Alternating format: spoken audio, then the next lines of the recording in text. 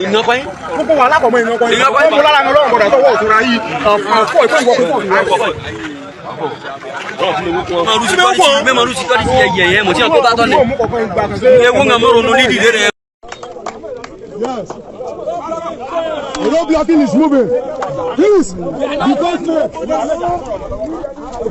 Ó lè mọ̀ ṣe ń kàyéfì ẹ lè mọ̀ wò pé Ọ̀gbẹ́ni Bobby ibo ló tún gbé wa gbà wọlé yìí nínú Abala Lerefe mo kì í káàbọ̀ sínú ìròyìn aláyọ̀ ìpàdé aláyọ̀ tòní o lábala Lerefe tá a mọ̀ gbà yọjú náà ni o ojú fèrèsé tá a gbà yọjú Yàgbà West ní Kogi ibẹ̀ la ti ń bọ̀ níbi tí wọ́n ti kàn sí wa wípé káwá kọ́va ìṣẹ̀lẹ̀ tí ń ṣẹlẹ̀ lọ́wọ́ mo ní kí ló tún dé sọ́tún pààyàn ń bẹ̀ ni wọ́n ní wọ́n ń ṣe protest lọ́wọ́ ni o ìfẹ̀hónúhàn gidigidi ló ń lọ ibẹ̀ láti rí àwọn ará ibẹ̀ tó ń complain mo ní lórí kíni kíná tún complain fún kí ló ń ṣẹlẹ̀ sí ìjọba ò tí ì dán lóun náà ni wọ́n tí ìwà àwọ̀rọ̀kọ̀ fi ṣàdá lórí ọ̀rọ̀ insecurity tí ń lọ ń bẹ̀ wọ́n ní kí tí ẹ̀ tún ṣèyẹn nìkan wọ́n ní àwọn ọlọ́pàá tán tún wá kó wá wọ́n ní ṣe ni wọ́n lọ mọ̀ tí yó iṣẹ́ tó yẹ kán ṣe wọ́n sì ń pa àwọn èèyàn ń bẹ̀ pé òòsà bó lè gbé àwọn fáwọn lẹ̀ bó ṣe bá wọn àbí ó tún wá dákun tí ń sà wọn gbàtẹ́ ẹ̀ sí ń bẹ̀ wọ́n ń pa wọn ẹ̀ tún wá dé ẹ̀ ń fojú àwọn gbolẹ̀ ẹ̀ ń gbowó lọ́wọ́ àwọn ará oko ará àbà àwọn tí ń lọ tán ń bọ̀ tán ń gọ̀kadà lọ tán ń wa mọ́tò lọ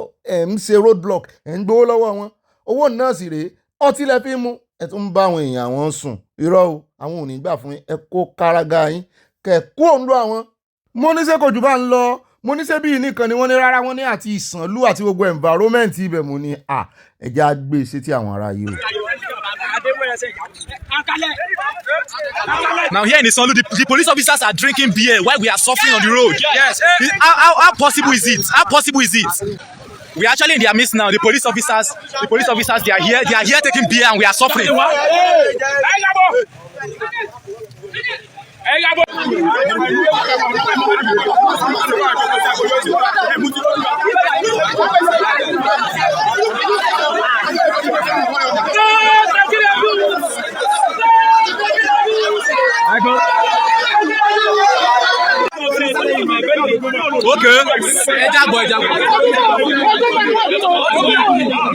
Abẹ́ẹ̀rí ẹ̀gbọ́n ta lẹ rí bá wí sàn ọlọ́pàá àwọn ẹni ẹlẹ́ni láti mọ̀ wípé àwọn tán nìkan rè kojú ìbọn ọwọ́ wọn ju tàwọn lọ wọ́n yá ń ṣe fàájì sẹ́mi ara wọn bó bá jẹ́ èèyàn tí yín náà làwọn ọlọ́pàá sẹ́nìkan rè dojúkọ ikú. Ẹ wo èèyàn kankan ò sọ èèyàn kankan oníkálukú ni ó sọra rẹ̀ bọ́lọ̀ bá sì ń sọyàn kéèyàn náà sọra rẹ̀ àbẹ́ ibo wa ni wọ́n gbọ́kànlé pé èèyàn kan ń sọ ìjọba rán èèyàn kan wá wọ́n ní wọ́n wá dáàbò bò ń bo wo ìwọ ni kò dáàbò bo ra rẹ̀ ọ̀pá tẹ́lòmí ìgbéda ní ìbọn ọwọ́ rẹ̀ kò sọ tá ń bẹ̀.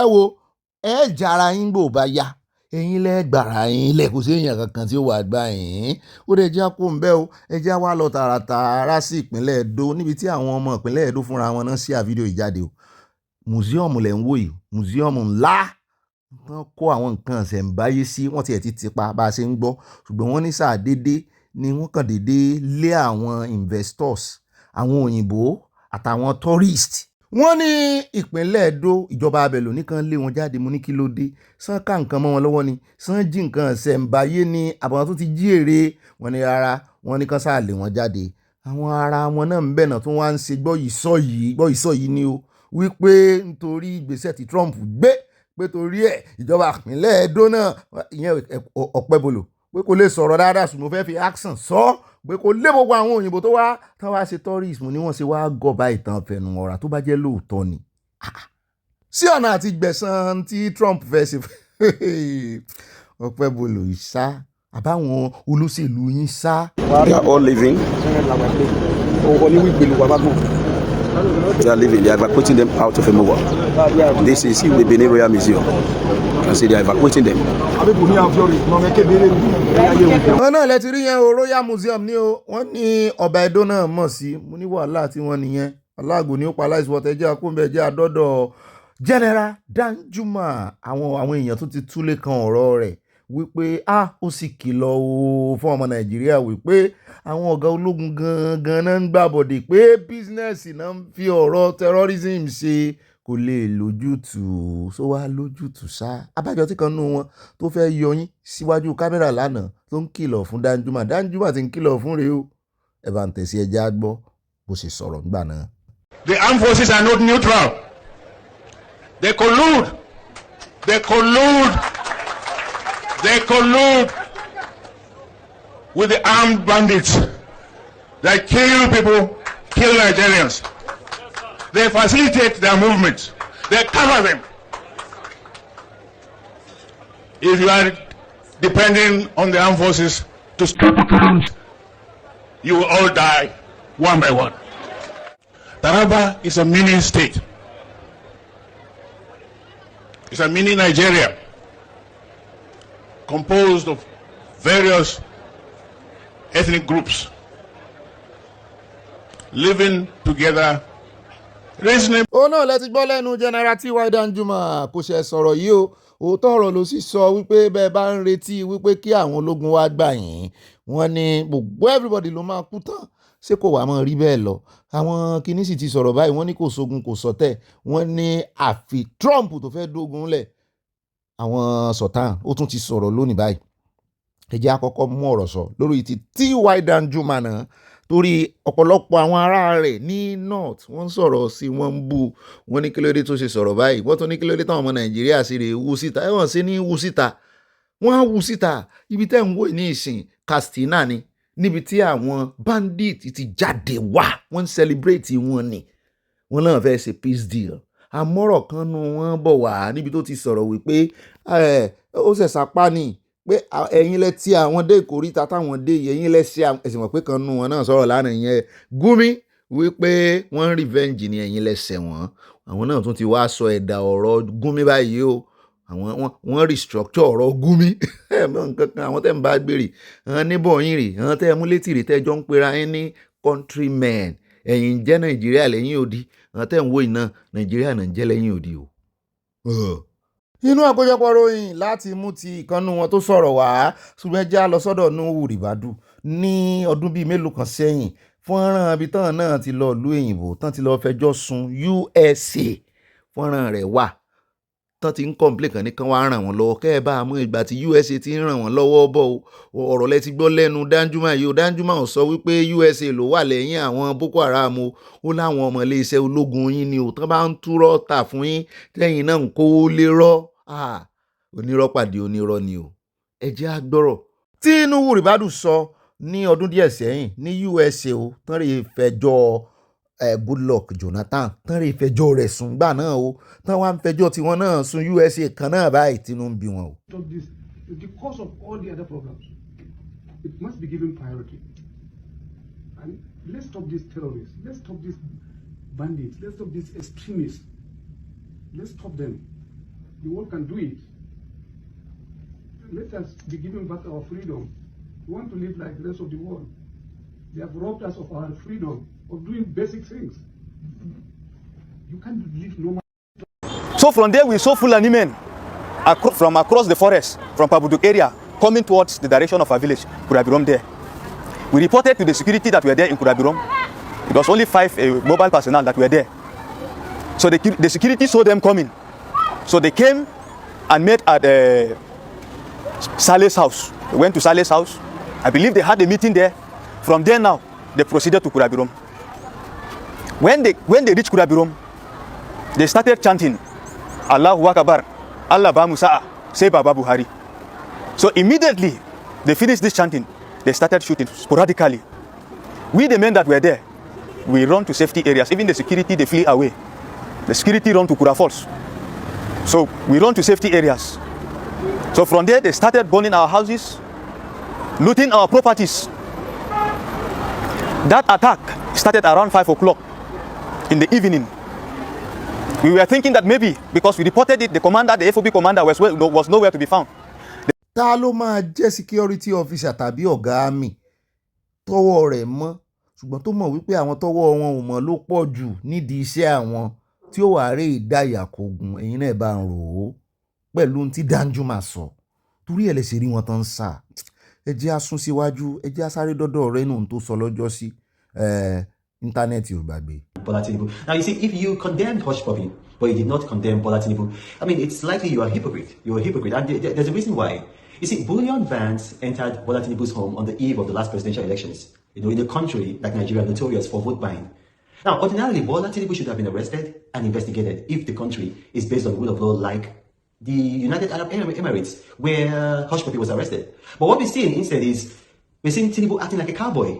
Remember his own wife, Oluremi Tinubu, on camera publicly, she said, Igbos, we don't trust you again. ṣé ẹ ti rí wèrè ẹlẹ́nu yẹpẹyẹpẹ mọ́bìnú pé mo lo language yẹn orúkọ rẹ̀ ni mo pè ń wò bú o torí ọpọlọ rẹ̀ ó yẹ kán yẹ̀ wò Tinubu náà ló wá gbé sórí ní ìsìn torí wípé ó fẹ́ jẹ ambassador ó ti fìgbà kan tàbùkù rẹ̀ ń bá bìlífù àwọn arábì ìjó lórí ni o ǹjẹ́ àwọn tó súnmọ́ wọn ni o tó bá bìlífù àti òun risk ni o ó mọ̀ bọ́n ṣe máa kọ́ sí supermarket pé park at your own risk at your own risk ni tó wá bìlífù rú rẹ nù ẹgbẹ́ ẹnu kan ẹ̀rí pété rẹ̀ kan ó ń ṣí lẹ́gbẹ̀ẹ́ ọ̀tún báyìí ni à ń rí yín apá ọ̀tún àárí tòsí irọ́ ni o ó ń túrọ́ tàbí ìlú bọ ni bó ṣe rí pẹ̀lú irùngbọ̀n burúkú tó lè tí ì tiẹ̀ ni o kò tí ì dàgbà o ẹ jẹ́ kó ń bẹ akànnì ká fi rán àwọn Nàìjíríà tí wọ́n tètè gbàgbé nǹkan létí ni torí ńgbà tó mú ọ̀rọ̀ Natasha bọ́nu ẹ rò pé òótọ́ ọ̀rọ̀ ní í sọ ṣùgbọ́n láti ìgbà tí òyìnbó yẹn ti já irọ́ rẹ̀ ǹjẹ́ ẹ gbọ́ há lẹ́nu rẹ̀ mọ́ lórí ọ̀rọ̀ Trump ẹ lè gbọ́ mọ́. ó rẹ̀ já wa lọ sọ́dọ̀ olórí wọn tó ń pè ní spiritual father wọn nínú ẹ̀sìn Islam ní gbogbo Nàìjíríà ọ̀gá àwọn jihadis gan-an tí ń ṣàlàyé bí Boko Haram ṣe jẹ́ lọ́jọ́ sí wọn ló tún ti sọ̀rọ̀ òun àtàwọn kánsù rẹ̀ àwọn akẹgbẹ́ rẹ̀ mọ̀pọ́n lò lórí gbogbo àwọn emirs gbogbo àwọn sẹ́ríkì nílẹ̀ Haúsá wọ́n sì ló ń lò lórí gbogbo àwọn mùsùlùmí náà ní mọ́ mọ́jọ́ àwẹ̀ ní mọ́ mọ́jọ́ tán sínú wọ́n wá òun náà tún wá sọ̀rọ̀ lánàá wípé Trump máa da ogun lẹ̀ bó ti gbé petrol dání ó ti mú sànà dání pé fúnra rẹ̀ ni ó dagunlẹ̀ Nàìjíríà mo ní bàbá ọ̀rọ̀ ọ̀dẹ̀ ẹ̀yin gan-an lẹ fẹ́ dáná sun ara yín àwọn ọmọ Nàìjíríà ti dá lóhùn o Supreme Council for Islamic Affairs ló sọ bẹ́ẹ̀ òun náà sì ló lórí wọn lógun ti wà Nàìjíríà already wọ́n ní torí pé Kírísítẹ́nì ò gbèjà ara wọn àbí torí pé àwọn oníṣẹ̀ṣe ò gbèjà ara wọn pẹ́yìn gan-an lẹ fa ogun ẹ̀yin lẹ lúùlù tó pòjò ẹ̀yin ní bomubomu tó dẹrùn ọ̀ràn lẹ̀ wọ́n ní fúnra yín lẹ forí ara yín rù wọ́n ní wọ́n ti wá lólùgbèjà ní ìsìn àwa kìrìsìtẹ́nì àti minority tẹ́ ń pè wá wípé ẹ̀ṣẹ̀ wa ń pariwo ogun pé ẹ̀ tí ìrogun ogun ṣẹ̀ wọlé tọ̀ yín ni o ṣùgbọ́n bí tá a ti ń sọ̀rọ̀ yìí náà nìkan nú àwọn ọmọ Haúsá òrìjínà já pè dẹ́ ẹ̀ náà torí wọ́n ti gbàbọ̀dé fúnra wọn náà ti wá sọ pé àwọn ò fẹ́ rí imí Sultan láàtàn mọ́ pé wọ́n ti bá gbogbo pọ̀ àwọn ọmọ ní ẹ ti ń sọjí báyìí ẹ ti sọnù kẹ́ tó sọnù. As a Hausa person, I am suggesting that Hausa people should be given opportunity and privilege to assess Mr. President at any time. The same way Fulani people are given that opportunity of seeing Mr. President all the time. You see, yesterday, Sultan of Sokoto visited Mr. President in his office and they discussed about issues of insecurity that is ravaging northern part of Nigeria, Hausa land to be precise. Which it is someone who is Hausa by extraction that is supposed to go and see Mr. President so that he will tell him exactly what the problem of Hausa land is. But actually it is of an unfair treatment to us Hausa people to be represented by Fulani all the time in all these kind of places. Sultan of Sokoto is a member of Miati Allah, is a chairman board of trustees of this Miati Allah. The same Miati Allah association, that is Pure Fulani association that America is trying to declare as the terrorist group. It is well known to all of us that we know the stance of these, their forums, the Fulani forums, Miati Allah and what have you. Their stance is that to negotiate with bandits, allow them to go freely with their weapons untouched, build hospitals, schools, take any social amenity for them to enjoy themselves better than the way you, a patriotic Nigerian, is enjoying. Who are the members and sponsors of these, their Fulani forums? It is your governor, my governor, your senator, the former ones and the current ones.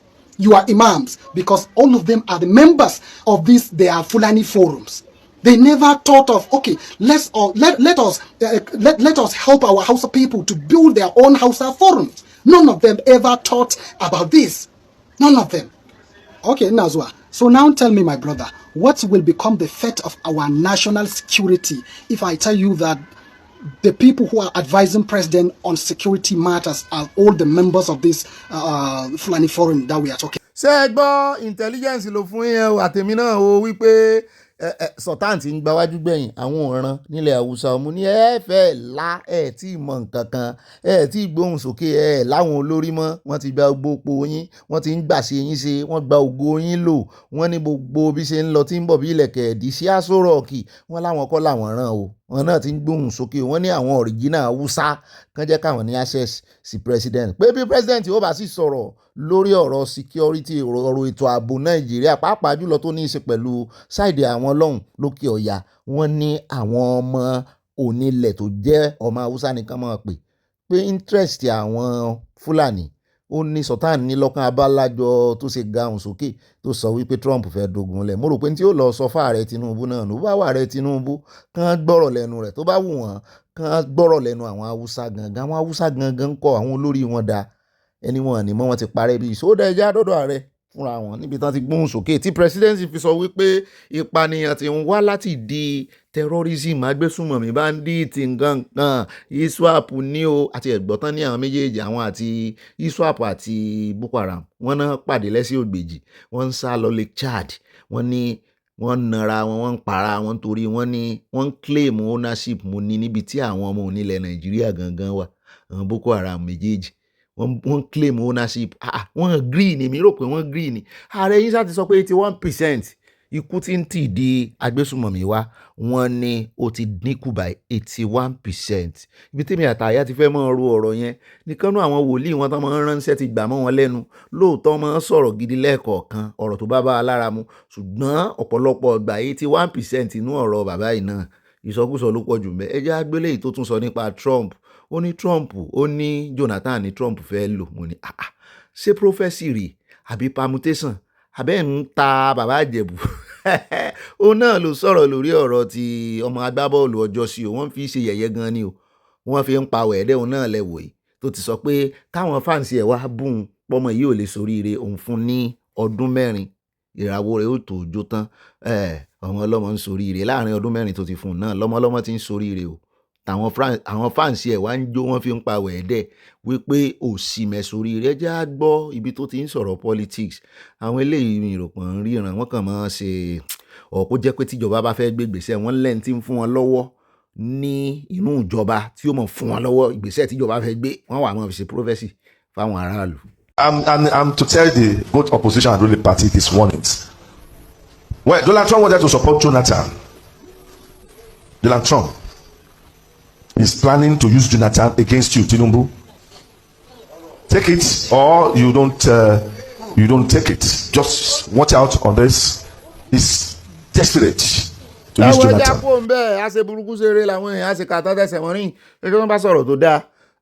Tòrán náà sọ lọ́jọ́ sí pé kò ní selection 2027 ọjọ́ tán bá tún sọ ní tá a fẹ́ gbọ́ a mọ̀ gbé a sì burúkú sí rere ní a sì kàtàn tẹsẹ̀ mọ́rin ẹjẹ́ wá dénú. Ìpàdé àwọn olóṣèlú yìí lógùn state tí ó níbi tá a ti ń rí tán gbóríyìn fún ṣé Yáyì ni wọ́n ní Yáyì ń bọ́ mu níta ní Yáyì wọ́n ní sẹ́mi ò rántí ẹni tó fún wọn ní transformer nǹkan lọ́jọ́ sí mu ní wọ́n mọ̀ tí ń wá ẹ̀sùn sí lẹ́sẹ̀ wọ́n lówó federal owó tó yẹ kí state ó mọ̀ lò wọ́n lò náà ń kó fún tí fi ń ṣe Yáyì fáwọn èèyàn fi ń ṣe dúníyàn fún àwọn ẹ̀mọ́lótì àti ẹ̀dùpẹ́ ó fi ṣe dúníyàn fún wọn ìwọ wá tún ní kéèsì tán fẹ́ mọ́ bá fà àfi mo ṣe wọnú mítì wọn tí mo rí wípé gómìnà eléyìí náà wà ń bẹ̀ ṣùgbọ́n kàkà táwọn èèyàn ò fi mọ́ yin gómìnà eléyìí ó ń jọ bí ẹni pé ṣé second term ni Abíọ́dún ṣe lọ́wọ́ ni so ti fẹ́ kó ni kí ló wá dé tó yẹ pé wọ́n rí ńlẹ̀ wọn yìn Yáyì náà yìn eléyìí pọ̀ jù kọ́mọ́rẹ́ ìdíjà tó ṣẹlẹ̀ láàrin Sọ́ọ̀lù àti Dáfídì lọ́jọ́ sí o ó náà yà ó sorí kodò ń bẹ̀ ń tẹ fóònù ẹ̀. Yáyì ní bẹ́ẹ̀ kọ́ Yáyì ìsàlẹ̀ ìfúnni sẹ́ẹ̀tọ̀ sọ́ọ̀tọ̀ ọ̀nàmìlẹ́tọ̀ Abala Yáyì.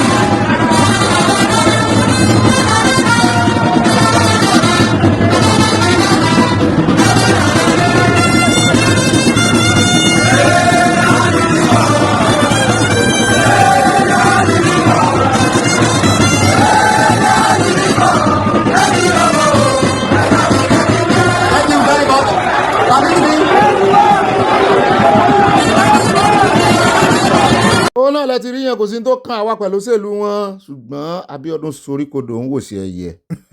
bí máa ṣẹ̀ṣẹ̀ náà ni ẹ̀rẹ́ sí bàbá yẹn sọ fún bàbá ọ̀nà yìí ò tọ́ dáadáa.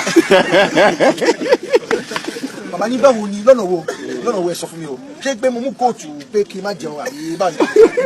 àbí mo wá tabiriji pẹ̀lú yín iṣẹ́ ni wọ́n ṣe agbẹ́rẹ́ ní a ní sùnmí fún òkè sílé òkè.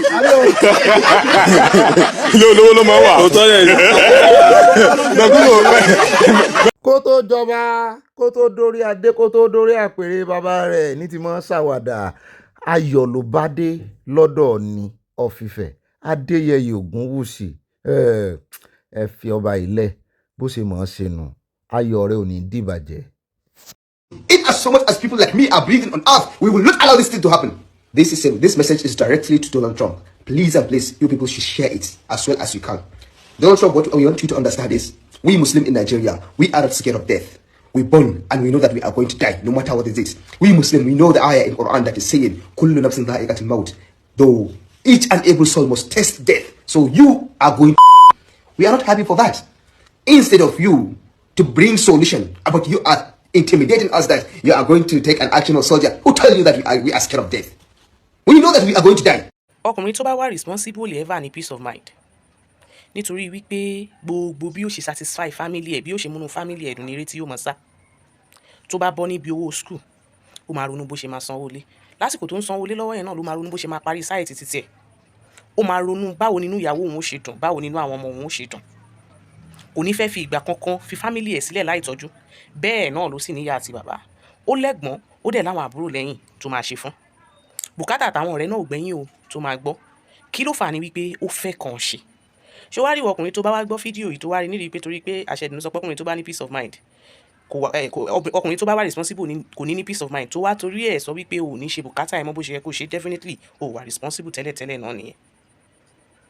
Ṣé wá rí ọ̀pọ̀lọpọ̀ àwọn ọkùnrin tá à ń sọ tó wà responsible yìí àwa obìnrin majority of us a máa ń take wọn for granted kí appreciate wọn being that wípé wọ́n fẹ́ dùn wá nínú being that wípé wọ́n fẹ́ satisfy wa àwa máa rí wọn nírì ọ̀dẹ̀ a máa rí nírì wípé bóyá ìwà wa kan àbí dáadáa wa kan ló mú wọn mọ́lẹ̀ kò kí ṣe o nítorí wípé wọ́n ti dá wọn nídàá ẹni tó ní kàn ṣe tó ní lárí láwùjọ ọkùnrin tẹ́lẹ̀ ni má rí nírì wípé mímọ̀ ṣe rẹ àbí agbára rẹ àbí àánú kan ló fi bá irú ọkùnrin bẹ́ẹ̀ pàdé irú àwọn ọkùnrin báyìí làwa obìnrin wa máa ń fojú ọlá wọn gbolẹ̀ a máa ń dúró nídúró pa afẹ́yàn wọn jẹ àti wá ń dúró wípé afẹ́jẹ gàba lé wọn lórí gbogbo wọn obìnrin tó bá ń ṣe eré ilé ìtọ́lọ́run bá fún ẹ lọ́kọ títí ẹ lọ yí padà bí bẹ́ẹ̀ kọ́ ó kò bá oríire tó yẹ káwọn máa rí oní lára ọkọ rẹ̀ nítorí pé ọkùnrin téèyàn máa fi ń ṣàdúrà fọkùnrin ni gbogbo ohun tó bá wá ṣe fún dandan ni káwọn máa rí ó kéré rẹ̀ kò sí ọkùnrin kankan tó bá wà responsible bí wọ́n ṣe ń wo yẹn ọkàn ẹ̀ ò balẹ̀ ìwọ ló lè tù nínú ìwọ ló lè fi lọ́kàn balẹ̀ ìwọ ló lè bá a dámọ̀ràn ìwọ ló lè cool mind ẹ̀ ìwọ ló lè cool brain ẹ̀ lásìkò tó bá rí wípé ó dájókòó dídájókòó ẹ̀ tó dájókòó tó ń ronú yẹn kì í ṣe wàhálà tó gbé kalẹ̀ ló ń ro nínú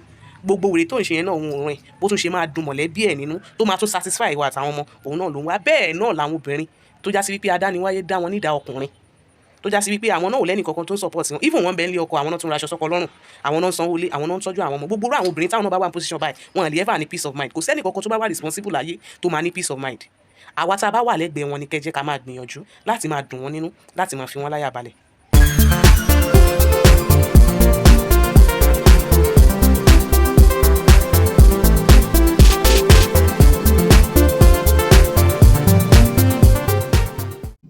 ó ṣe ó pọ̀ ó má ṣe àràǹbádá owó jẹ ó ṣe ó pọ̀ ó má ṣe àràǹbádá owó jẹ àìlówó lọ́wọ́ má gbàrínlẹ̀ o owó ló gbọ́mọdé sórí ẹṣin aláìlówó lọ́wọ́ ló má gbàrínlẹ̀ ẹlẹ́pẹ̀pẹ̀ owó ló gbọ́mọdé sórí ẹṣin owó ní bóun ò bá sí nílé kẹ́nikẹ́ni má béèrè ń ó ní bóun ò bá ti sí nílé kẹ́nikẹ́ni má béèrè ń ṣùgbọ́n ní kẹlẹ́bó ń bá dé kẹrọra ṣe ń owó ló sọ bẹ́ẹ̀ ó ní gẹ́lẹ́ tó ń bá ti dé kẹwà rọra ṣe ń mo ní àràǹbádá owó jẹ́ owó àpèkánú kò àràǹbádá owó jẹ́ owó àpèkánú kò àràǹbádá owó jẹ́ owó àpèkánú kò ní tó bá wà máa jẹ dúníà part 2 àbá ọ̀làdó bó bá wà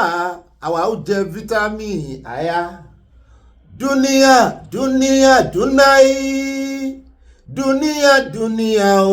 dúníà maraba ọ̀làdó ọ̀wọ̀ bówó bá wà o á jẹ dúníà á jẹ ayé wa níjẹ́ bẹ́ẹ̀ bówó bá wà á jẹ vitamin dúníyà o dúníyà maraba. Ẹ wò wọ́n sọ ọ̀rá ń gẹ ayé jíjẹ àwọn bàbá ìjà ayé orí wọn ọ̀rá ń gẹ ayé jíjẹ ayé wọn náà jẹ rí. Bàbá wa sàn ní àwọn náà bá tún kọ fásán tiwọn náà wípé má jayé orí mi o èmi ò mẹ̀yìn ọ̀la o má jayé orí mi o mi ò mẹ̀yìn ọ̀la o àwa jayé orí wa ò ẹ̀yìn ìyàwó mi là a ò mẹ̀yìn ọ̀la o. Ṣùgbọ́n àwọn kan ní orin yẹn pé bàbá kan àwọn màmá wa kan wọ́n ní orin yẹn ó ní ìdíkẹ́yàn fọgbọ́n sí ayé o èèyàn ó jayé lóòótọ́ ṣùgbọ́n wọ́n rántí ẹ̀yìn ọ̀la o. Mo ní kọ́ndíṣàn ló mẹ́ja kákọ́ ọlọ́run ló mọ tí bàbá wa Sànyádé ń fèsì kan tó kọ́ ẹ̀wọ̀n káwọn náà aláya tó pọ̀ bíi tèmi làwọn náà bóyá ti fojú wọn gbolẹ̀ pé ẹ wá àwọn ó jayé orí àwọn òmẹ̀yìn ọ̀la ṣùgbẹ́jà máa fi ti ọ̀la kún o torí ọjọ́ ọ̀la a sì dúpẹ́ àwọn bàbá wa wọ́n rànà lò wọ́n ń lò gbà lọ́wọ́lọ́wọ́ ọjọ́ ọ̀la náà tó jẹ́ tiwọn àwọn tí ń lò lọ́wọ́lọ́wọ́ báyìí wọ́n sì rí lò dáadáa adúpẹ́ pé òkun lórí ayé wọn o àmọ́ kọrin àwọn lẹ́jẹ̀ndì wọ̀ ilé ìmúfi kíyín káàbọ̀ àwọn méjìlá kọrin wọn báyìí bàbá wa Orlando part 2 orin dúníà làkọ́kọ́ kọ fún gbogbo ẹ̀yin tẹ́ ń béèrè pé kí ni dúníà mọ́ mi Adéwọlé Precious kéèyàn jayé orí èèyàn ni má jayé orí mi o èmi ò mẹ̀yìn ọ̀la o má jayé orí mi o mi ò mẹ̀yìn ọ̀la o. Ó dá ẹjẹ́ rọra jayé ó dẹ̀ já wá fi ìròyìn tòní jayé orí wa o láàfin jẹ dúníyàn fítámìn tiwa rèé o àti kó okun àti kódé bá a ṣe mọ́ kódé o bó lójú ọjọ́ lọ́dọ̀ yín ṣàlàfíà lẹwàṣẹ wà dáadáa wo àdúrà yín nígbà lórí mi ò tèmi náà sì rè ń gbà lórí yín gbogbo ẹ̀yin bàbá ẹ̀yin mọ̀mọ́ ẹ pẹ́ fún ọjọ́ yín ó dalẹ̀ ẹ̀gùn lẹ́mìí ẹ̀gùn lára ẹ̀ ní dàgbà àyà láṣẹ Ọlọ́run Èdùmàrè báàmì Adésínà mo rọ́wọ́ yín Ọládéǹdé báàmì Akínyẹmí òní gbogbo àwàdà gbogbo bá a ṣe mọ́ fi kọ́mẹ́dì yìí sí ẹ̀yin lẹ́yìn yóò dùn o Ọlọ́run lò yín fún mi bó ṣe ń lò mí náà fún yín ìbá ròyìn náà ni ìbá gbọ́n débẹ̀ ìbá ìrànà ìbá Sanawole ìbá kanjú abẹ́ǹkó ìbá lọ tààràtàrà tọ́rọ̀ bá ti dọ̀rọ̀ òtítọ́ àti òdodo sàn báyìí láàrin ajé ní mú ní pẹ́kọ̀rọ̀ ṣùgbọ́n mọ́rin sàn nírú wáyé ìjọba Nàìjíríà yìí mọ́rin sàn níwájú ẹni tí ò bá rìn sàn pẹ̀lú rẹ o bó bá pẹ́kọ̀rọ̀ ìwọ náà pẹ́kọ̀rọ̀ bó bá gbé àyíní kéwà ìwọ náà gbé àyíní padà fún gbalé sí mọ́nà tán nọ́mbà 1 mọ́rin gbalé sísàlẹ̀ street mọ́nà tán nọ́mbà 1 ni kò gbalé sí jẹ́ ó mọ̀ pé n tó bá gbé wá ló gbé fún wèrè náà fi ń wo wèrè wèrè la fi ń wo wèrè la ẹ̀ ń bá fi rọ́ bá ọ sí mi ò ní ó parọ́ fún o ṣùgbọ́n tó bá gbé wá ní kó ṣe kí ni ×2 tàbí ×3 rẹ̀ fún kó gbé kó láyà kò jù bá náà lọ èmi náà ní ibà confam ẹ̀kọ́ tó ṣẹlẹ̀ wọ́n bá gbèrò ìfọ̀gàn náà o èèyàn ò ní torí àwùjáre kí tó tán lẹ́nu àní sọ wípé torí pé àwọn wá òmìnira káwa mọ̀ fi rọ́kùn o sórí gbogbo bí ṣe ń ṣẹlẹ̀ láàrin USA fẹ́ wá Trump fẹ́ wá wọ́n fi Nàìjíríà sí CPC gbó àwọn nǹkan fi rọ́ sí o wọ́n náà pa kan president kan ní Nasarawa wọ́n gé orí ẹ̀ irọ́ ni o àwọn èèyàn náà ń gbèrò ìburúkú o wọ́n ń fẹnu dídùn sí o nítorí àwa ò ní wọn pa kìrìsìtẹ́nì genocide kìrìsìtẹ́nì wà ṣùgbọ́n kì í ṣe genocide kìrìsìtẹ́nì nìkan ló wà táwọn mùsùlùmí náà wà ó kẹ̀jẹ̀ páwa kìrìsìtẹ́nì la pariwo sókè ó wá ṣe ní láàánú pọ̀ mùsùlùmí náà wọn oníjàgíjàgan tilẹ̀ Haúsá rí pé ẹ̀kọ́ ti fojú mímu hàn àti mọ̀ wọ́n báyìí wọ́n lálàáfíà wà lọ́dọ̀ àwọn wọ́n jó plákáàdì jáde wọ́n jó àsíá Amẹ́ríkà wọ́n jó flag Amẹ́ríkà ó dáa ká tó wọnú àkórí ìròyìn mo kàn ní fi yẹn tẹ́lẹ̀ ní ibo mo kíra mi dé ẹ̀sà bá ń fò tẹ́lẹ̀ bá ń fọba lé bá ròyìn fún Yorùbá nation káfàtà fún Oòduà nation ó dá o ẹjẹ́ àmọ́ wọnú àkórí ìròyìn lọ gbogbo ilé ìtẹ́ bá pàdé inú Abala Lerefe ó ti dàfẹ́ ẹ̀yìn tẹ̀gún fi sọ o ẹjẹ́ àmọ́ ayọjú lójú fèrèsé ni ẹjẹ́ àmọ́ ìbẹ̀nu ọ̀nà wọlé alákọ̀ọ́kọ́ náà abala àkórí ìròyìn lórí ọ̀rọ̀ tí kan ní wọ́n wá sọ lánàá òun lákọ̀ọ́kọ́ mú gbọ́ tó ń sọ wípé àwọn ò tí ì gbọ́ káwọn lawmakers sí àwọn asòfin ilé ìgbìmọ̀ asòfin wọn ní Amẹ́ríkà àwọn ò tí ìgbọ̀n kan fọwọ́ sí pé wọn tí ìlú ló ń tẹ̀lé ìgbìmọ̀ asòfin nítorí Trump kan jánu ni kò lè dá nìkan fi Nàìjíríà sí TPC yẹn country of particular concern àti já irọ́ rẹ̀ o irọ́ ló ń pa o àti rèé ṣiṣẹ́ ìwádìí wa o kò sí ní tó kan ọmọ ilé ìgbìmọ̀ asòfin bẹ́ẹ̀ àwọn méjì ló lágbára láti ṣe èèyàn kan gan ló lágbára láti ṣe ṣùgbọ́n wà delegate agbára fẹ́ni kejì a sọ tí Wikipedia sọ iṣẹ́ ìwádìí tá a ṣe bẹ́ẹ̀ náà ni à ń gbé arákùnrin kan wọ́pọ̀ kóńkó òun náà wà lára àwọn Igbowood àwọn Nollywood ṣùgbọ́n Igbo ni mo ṣe ń tiẹ̀ torí ẹ̀ mo sì pè ní Igbowood ó ń tẹ̀lé kíní kiri láìpẹ́ lọ́ọ̀yà ló náà ó ti di lọ́ọ̀yà ṣùgbọ́n ó ń ṣe politics náà, ó ń tẹ̀lé Obi kiri last time, ó dà pé ó tún ń tẹ̀lé kiri lẹ́nu ọjọ́ mẹ́ta yìí. Wọ́n jà nígbà kan, ló ṣàfẹ́ wá sọ bó ṣe jẹ́ gangan. In fact ó ṣàlàyé, kì í wá ṣèyẹn nìkan ló ṣàlàyé fún wa o, ó mẹ́nu bà ọ̀rọ̀ míì lórí ọ̀rọ̀ gbogbo ọ̀rọ̀ Buhala, pé onírọ́ ni Buhala, bó lẹ ṣe ń gbàgbọ́ àti ẹ̀gbọ́n kejì rẹ̀ mọ́ Reno àgbọ̀n kankan pa àwọn máa ń retí orúkọ àwọn ambassador owó orúkọ àwọn Reno wà ń bẹ̀. Ó dá omi tá a ti ń sọ yún lọ́wọ́ ni bọ̀dà Fani Káyọ̀dé náà ti ganu sí máìkì náà bá ń sọ̀rọ̀, wọ́n bá tàbá politician kí mi ò wọ́n politician kan bá wí ń Kwara o, ẹgbẹ́ politician wo lórúkọ rẹ̀ halẹ̀ jù ń Kwara, wọ́n lòun gan wọ́n ló lórí agbésùnmọ̀mí ni mo ní bọ̀dà Fani Káyọ̀dé sẹ́ń preach nítorí ṣọ́ọ̀ṣì náà ti sọ à ń bọ̀ ń bẹ́ àmú wọn bọ̀ gbogbo ẹ̀yin ará Kwara wá bá wa dá sí i. Bá ti wá kó ń bẹ̀ tán à ń lọ tààràtààrà sínú ìròyìn tí ó mọ tẹ̀lé wẹ̀. Jáde kan dénú stúdíò àwọn Arise lọ́dọ̀ Peter, ẹ̀rántí Peter tó mọ́ ń sọ wípé orí burúkú lẹ̀ ń ṣe tó wọ́n bá wọn lórí wí, olórí burúkú lẹ̀ ń ṣe. Ó tún sọ̀rọ̀ lórí ọ̀rọ̀ yìí o, wọ́n gbárakùnrin kan náà wá, wọ́n sà ń dù sọ́tún dù sósì pé ṣé lóòótọ́ ni Trump ní agbára láti wá sí Nàìjíríà láti wá fẹ́ wá ṣe tó fẹ́ wá ṣe. Ṣùgbọ́n nígbà tí Peter Eka tí ó kẹnu bọ̀rọ̀, ó tú síwájú tú sẹ́yìn, ó tú wẹ́lẹ́wẹ́lẹ́, ó jẹ́ àlóye rẹ̀, ó sọ̀rọ̀ gidi sí àwọn olórí pé àwọn olórí yín gan ni ọ̀nà tán fún wọ́n sì ń dá yín lágbónú, ẹ̀yin náà sì ń wò wọ́n ràn à ń bọ̀ ń bẹ́ ó sọ̀rọ̀ gan, ó ṣe lálàyé. Bá ti wá pò ń bẹ̀ tán à ń lọ tààràtààrà sí Ọ̀ṣun state níbi tá a ti rí i pé wọ́n náà tún ti ń jìjà wípé èmi lókàn àwa lókàn, mo náà wo ni mo ní ṣé ànádà Tinubu tún ti wà lọ́sùn ni. Wọ́n ní àwọn ẹgbẹ́ mùsùlùmí ló yarí pátápátá wípé kò sí bó ṣe lè jẹ́ o nínú ìdìbò gubernatorial tí ń bọ̀ o, pé kò sú ọ̀fun Adeleke o, àfi tó bá rè ìwẹ̀ wo ń ká o, àyà ní kò rí ìwẹ̀ wo ń ká, pé kò di mùsùlùmí. Mo ní bẹ́ẹ̀ tó ní àjọṣepọ̀ gidi pẹ̀lú àwọn mùsùlùmí, wọ́n ní kò jọ́, wọ́n ní ọmọ mùsùlùmí gidi náà fẹ́ àáfàá gidi náà fẹ́ kó di gómìnà ìpínlẹ̀ Ọ̀ṣun. Pé kìrìsìtẹ́nì ẹ lọ sọ wá ẹgbẹ́jẹ́ mọ́wọ́ o, pé àjọ kan ti ìpínlẹ̀ Ọ̀ṣun gbé ẹ lọ jókòó jẹ́ àwọn ọmọ yín ti jẹ́. Mo ní sọ fún yín tẹ́ fi ẹ̀sìn dàálẹ̀, àwọn mùsùlùmí múra yín o, wọ́n mọ ìtumọ̀ agbára political power, wọ́n dúró nídìí religious power nìkan, torí ẹ̀ lẹ́sẹ̀ rí wípé wọ́n lófin tí wọ́n dá yàtọ̀ side by side constitution Nàìjíríà. Mọ̀ túmọ̀ bọ́ bá ń jàjàjì àdìsí wọn ìgbàgbé agbára politics. Àwa la mọ̀ yẹ̀yẹ́ agbára politics, kì í sì ṣẹ̀bi ti àná, torí pé àwọn tó ń ṣe politics àwọn jàgíjàgà, àwọn onírọ́, àwọn olè ọ̀fọ́n, àlọ́kọ́ ló ń kígbe jàgùdà pàálí, àwọn náà pọ̀ jù ń bẹ̀. Nígbà táwọn èèyàn gidi ò bá sì lọ di politics, àwọn wọlé expect kan pọ̀ ní politics tẹ́lẹ̀, àwọn wọlé expect kan pọ̀ ń bẹ̀ tẹ́lẹ̀. Ṣùgbọ́n àwọn mùsùlùmí, mo ti sọ̀rọ̀ rí, wọ́n mọ ìtumọ̀ political power. Kò wá sí jàǹgbára téèyàn lè jàlàyé ìwà láìtàlà ìsúnmọ́bí láìlà sí láwà ẹ lọ kóòtù mi lẹ́nìwẹ̀ẹ́. Kò sí ìjàǹgbá, ẹ wo àwọn ọmọ Ìgbò, ẹ rí tán kọ́nà tán fi àwọn Ìgbò mọ̀. Àwọn Ìgbò tíraka, wọ́n gbìyànjú ńgbà ayé Biafra àkọ́kọ́, wọ́n jagun, wọ́n ṣe gbogbo ẹ̀, ṣùgbọ́n wọ́n láàkì kankan, wọ́n ní political power. Lẹ́yìn ìgbà tó wá parí ogun yẹn tán, wọ́n bá Nàìjíríà ṣe padà, ṣùgbọ́n láti ìgbà yẹn wọ́n marginalize wọn àjẹkán dédé politics, wọn àjẹkán ní stronghold ní political power. Kò wá sírú ìbọn tán lè kó ta, kò sírú nǹkan jagunjagun, èròjà jagunjagun tí IPOB lè fi hàn, kò sírú síta tóun tó lè ṣe tí ò bá ti sí political power.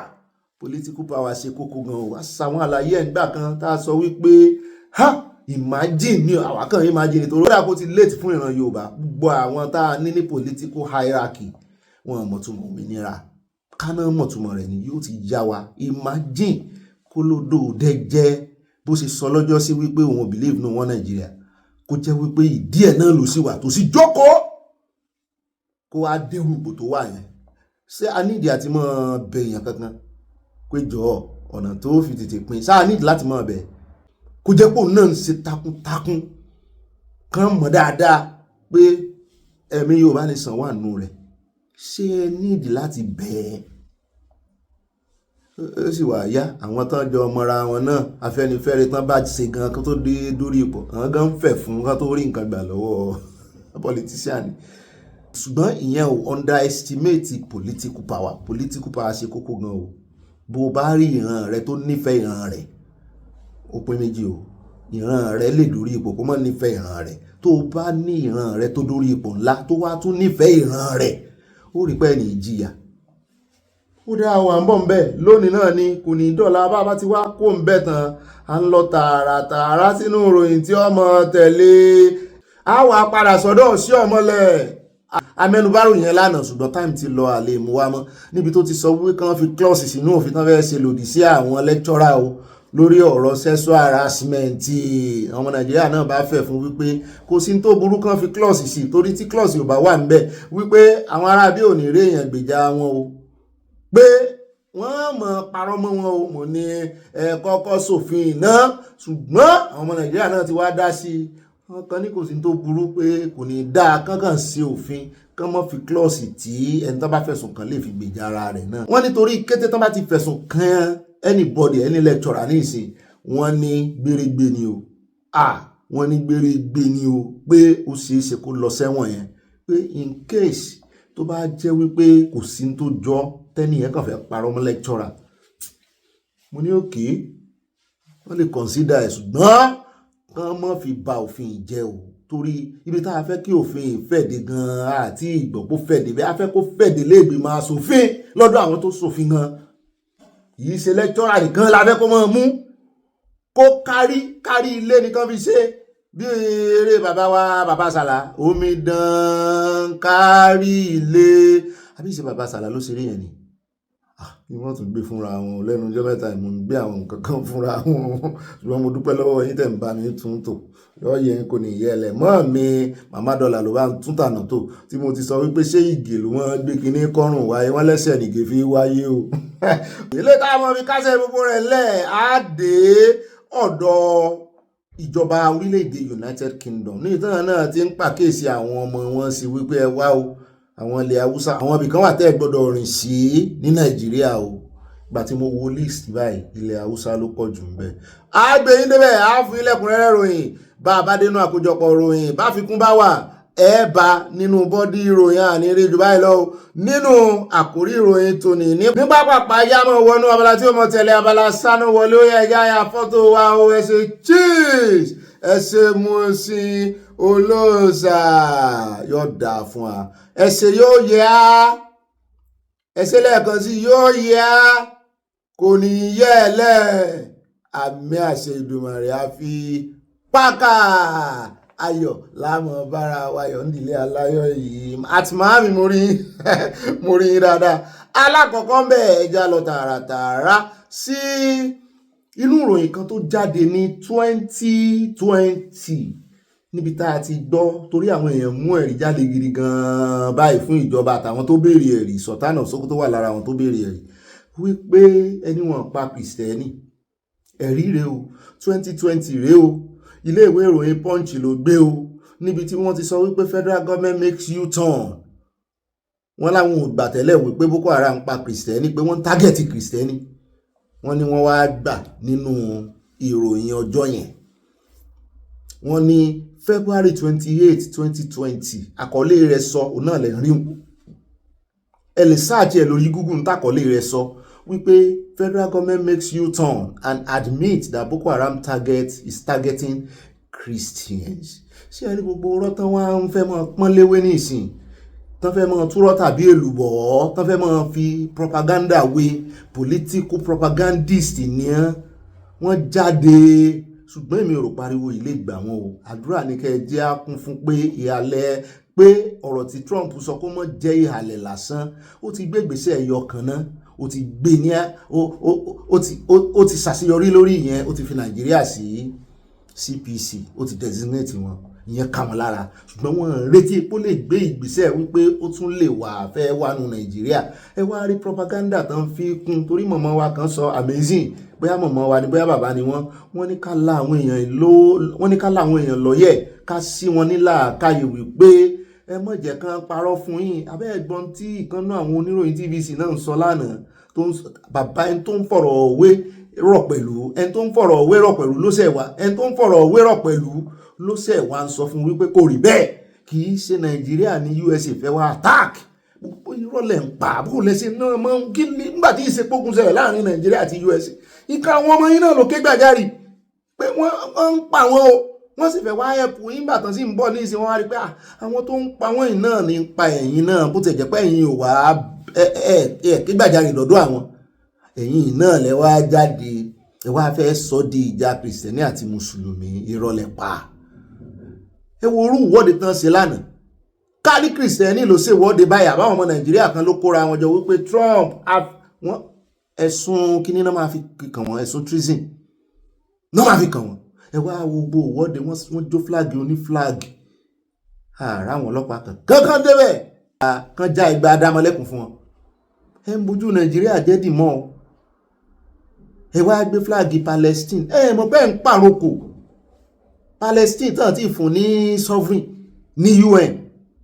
tán tí di sovereign state ẹ̀yin náà ni igbákejì ààrẹ yín lọ tó lọ ń sọ̀rọ̀ bí táwọn yòókù ti rán fọgbọ́n ṣe diplomatically ìrọ̀lẹ́ eré ìlànà padà kan fún Palestine ní state of kìíní kan o kí ni tiyín pẹ̀lú Palestine ẹ wá wo àwọn orílẹ̀-èdè tó jẹ́ pé bẹ́ẹ̀ gan lẹ̀sìn mùsùlùmí ti wá ẹ lérí kan ní jàgídíjàgan báyìí ṣé bọ́n ṣe ń practice Islam ní Saudi rẹ̀ ẹ wo UAE bọ́n ṣe ń dàgbà tán grow ẹ̀sìn ti kọjá kínní ẹ wá ní is a religion of peace ta ló ibo ní kónò tìyẹn gan ti wá pé Islam is a religion of peace ibo ló ti wá kí ló fà kí ló débẹ̀ mo fẹ́ káwọn mùsùlùmí ṣàlàyé fún mi mo kàn fẹ́ mọ̀ nítorí Peter tá à ń gbé bọ̀ béèrè tán bá ní Christianity is a religion of peace kí ló bá ọ̀rọ̀ yẹn wá sàn kan jiyàn wípé kì í ṣe religion of peace ni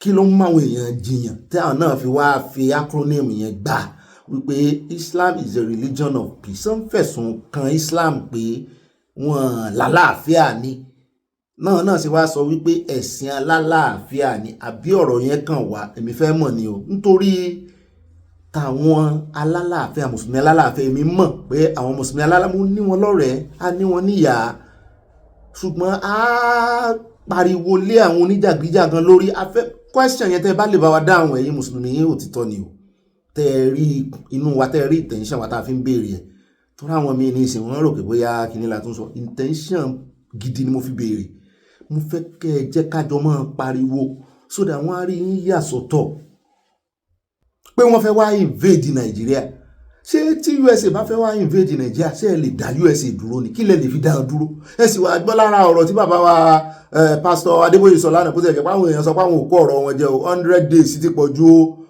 ẹmọye ọdún tó ti ń jàjà bọ̀ láti 16 years ago lọ́rọ̀ Boko Haram yìí ẹ̀ṣẹ̀ tí wọ́n fún wọn 100 days àwọn táwọn lè kojú ogun yìí ní 16 years olórí kan lọ ìkan ń bọ̀ ìkan lọ ìkan ń bọ̀ àwọn lẹ́wọ́ fún ní 100 days sáwọn tẹ́ẹ̀tì ẹ̀ fún 100 days ṣé wọ́n jọ ẹ̀ tán lè fún ní 1000 years kan rójútu ẹ̀ kan fún wọn 1000 years wọ́n lè rójútu ẹ̀ ẹ̀ wọ́n fún wọn 100 days àwọn èèyàn kọ̀rọ̀ bàbá jẹ́ mẹ́rin ṣùgbọ́n láàrọ̀ ọ̀rọ̀ tán kó jẹ́ náà ni wípé ẹ̀yin tẹ́ ń parọ́ tanra yín China tàbí Russia ń bọ̀ wá gbà yín ẹ̀ tanra yín ni o ẹ jẹ́ á máa gbàdúrà kí Trump gbé ìgbésẹ̀ tó lóun fẹ́ gbé yìí lóòótọ́ ọ̀rọ̀ tó sọ ó ti mú pìtìpìtì bá wọn ṣùgbọ́n kó gbé ìgbésẹ̀ yẹn pìtìpìtì tó bá wọn yẹn náà àwọn ará bí sì ń pààyàn lójoojúmọ́ ni wọ́n ń pa àwọn Kìrìsìtẹ́nì wọ́n ti jẹ́ kó hàn gbangba báyìí. níbẹ̀ láti wá mú fọ́nrán ìkànnù wọn tó ní NSA báyìí Nuri Badu tó náà lọ Amẹ́ríkà ń gbà yẹn tó lọ fẹjọ́ àwọn Boko Haram pé kán ràn wọ́n lọ́wọ́ ẹ̀yin tẹ́ ẹ dìde ńgbà náà tẹ́ ẹ ti tọ̀ Amẹ́ríkà lọ rí fún ìrànlọ́wọ́ tó sì ṣe fún yín kí ló wá dé tẹ́ ń bẹ̀rù ìrànlọ́wọ́ wọn ní ìsìn kí ló dé tẹ́ ń bẹ̀rù kí iṣẹ́ yìí náà ń bọ̀ wá bá wọn náà fẹ́ wá kojú àwọn ọmọ ogun yín mo rí ọmọ ogun kan náà ọmọ Nàìjíríà tó náà jáde àwọn ti rẹ́dì àwọn ti sẹ́yìn náà fẹ́ wá kojú ni abẹ́ẹ̀ rí wípé wọ́n ń túdi ara wọn síta ó gbààyàn lójú tì gan-an nílé ayé ní gbogbo àgbáyé wípé wọ́n fẹ́ ràn yín lọ́wọ́ abẹ́rẹ́ rí bí Russia ṣe ra dá sí bí wọ́n fẹ́ rìn lọ́wọ́ ni Russia tẹ̀lé ń wò yẹn Christian country ni wọ́n fi Christianity. Putin every year ó ní baptism kan tán lọ máa ń ṣe nínú omi tútù gidi ni o. Putin máa lọ every year kó ọ̀rọ̀ Róòmù kéré bí wọ́n ṣe ti pé bóyá àwọn ìdọ́ra àwọn yé pẹ̀lú àwọn Europe yòókù yìí kò fi anybody tán bá yàn sípò mi ò wá mọ́ta Amẹ́ríkà tó wà ń bẹ ní ìsinyìí anybody tó bá dórí ipò pápá ìyẹn Pope Putin kì í fi ọ̀rọ̀ rẹ̀ sí wọn wá mọ̀ bóyá torí Amẹ́ríkà tó wà ń bẹ ní ìsìn bóyá yóò gbọ́rọ̀ sí lẹ́nu ṣùgbọ́n Christian based country ni Putin ó gbàgbọ́ nínú kìíní ẹ̀yẹn ó gbàgbọ́ gan yóò àgbọ́ kan pa Kristẹni ẹ̀ ló tó ra àbá dúró ti sọ ẹ mọ́ retí ìrànlọ́wọ́ kan látọ̀dọ̀ wọn bá gbógun ti àwọn ọ̀tá yín ló fẹ́ gbógun ti so àwa náà mọ̀ pariwo ẹ̀ síta a mọ̀ palariwo ọ̀tá yín tọpátápá yín ò kà á tẹ́ ti làágùn títí ṣé ó ti yẹ kíjọba máa wo àwọn tó ń gbèsè Boko Haram tó yẹ kíjọba máa wò wọ́n ràn ṣé ẹ ní the intelligence kankan nínú space mọ́ láti mọ àwọn agbódegbà wọn ẹ mọ̀jà pẹ́jú ń bẹ ọ̀rọ̀ yẹn Kamila Harris wọn ó necessary ká sọ fún wọn wípé Nàìjíríà kọ̀ọ̀nà fẹ́ dojú ìjà kọ USA ò sọ bẹ́ẹ̀ páwọn bọ̀ wá invade Nàìjíríà ẹ̀ ń gbàràn ẹ ti gbowó lọ́wọ́ wọn dáadáa security aid pé ẹ fẹ́ fi dojú kọ Boko Haram àwọn sì rí pé iṣẹ́ ìyé bí ìbàtẹ́ kan fi wá ń gbowó lọ́wọ́ àwọn ni ẹ jẹ́ kàn kúkú bá yín ṣe kí ni kàn mójútó pátápátá láàfọ́jú kùnàkùnà là dẹ́tẹ̀ ojú àfọ́ọ̀fọ̀ tán ìjà ní ń dálẹ̀ àwọn fẹ́ ṣèrànwọ́ owó mi fún yín ṣùgbọ́n kò ní jẹ́ pé lórí ọ̀rọ̀ Boko Haram àwọn fẹ́ bá yín yanjú ẹ̀ lẹ́ẹ̀kan ṣoṣo ó lè já kó ń bẹ́ ọjà tẹ̀ wájú omi táwa ń lọ ní ìsìn yìí ó ẹjẹ́ á dé ọ̀dọ̀ arákùnrin kàákàn yan ni o wọ́n ní orúkọ rẹ̀ a máa jẹ́ Káwú Bàràjẹ́ àbí Bàràjẹ́ sì ni wọ́n ní ó Bàràjẹ́ sọ̀rọ̀ yìí náà ni o ó ní báwọn sí òun ló ń fẹnu ara rẹ̀ kọ́ńfẹ́ǹsì bóyá ó jẹ́ èpo ọ̀bọ̀ wọ́n ní báwọn sì mú àwọn Fúlàní militias wá láti Mali Sierra Leone àti Senegal ibi mẹ́ta tán ti kó wọn wáre o àti àwọn agbègbè míì láti make sure pé àwọn jáwé olúborí ní 2015 election Káwú Bàràjẹ́ ló sọ bẹ́ẹ̀ 2020 lọ̀rọ̀ yìí ti jáde ilé ìtún fi díẹ̀ múlẹ̀ wípé a ní àwọn náà sílẹ̀kùn fòlé náà tó wá ń pariwo ní ìsìn pé olè táwọn sílẹ̀kùn fún lọ́jọ́ sí o ẹ mọ̀ pé wọ́n ń pariwo lé Professor Amúpìtàn náà lórí wípé ọ̀rọ̀ tó sọ lọ́jọ́ sí pé Fúlàní ìsara àwọn ilé náà ó tún kọ̀ǹfàmù tọ́ ẹ̀ pé wọ́n invite àwọn Fúlàní ìwádìí Fúlàní militias wọ́n invite Fúlàní wá sí Nàìjíríà ni àwọn ará wọn tó ti wá ṣòwò níbi tán ti gúnlẹ̀ síbí náà gbàbọ̀dé imagine ẹ̀rù wa ń bà wọ́n ní ìsìn wípé tọ́ Amẹ́ríkà bá káwọn ẹ jáde Anambra níbi tá a ti bọ́ wọ́n ní INEC ti declare Soludo gẹ́gẹ́ bí winner Anambra poll mo ní ìròyìn eléyìí mi ò expect ẹ̀ pé yóò rí báyìí mi rò pé bóyá àwọn APC náà ṣiṣẹ́ fún ni ṣùgbọ́n wọ́n ní kò jọ ó ti ẹ̀jẹ̀ pé wọ́n mú àwọn kọ̀ọ̀kan gbogbo àwọn tá a fi hàn lánàá pé wọ́n rí wọn níbi tó ti ń pín owó wọ́n ti mú ọ̀pọ̀lọpọ̀ wọn o ara wọn náà lè rí tó gbówó dání wọ́n mú wọn ọrùn ọwọ́ náà ti mú wọn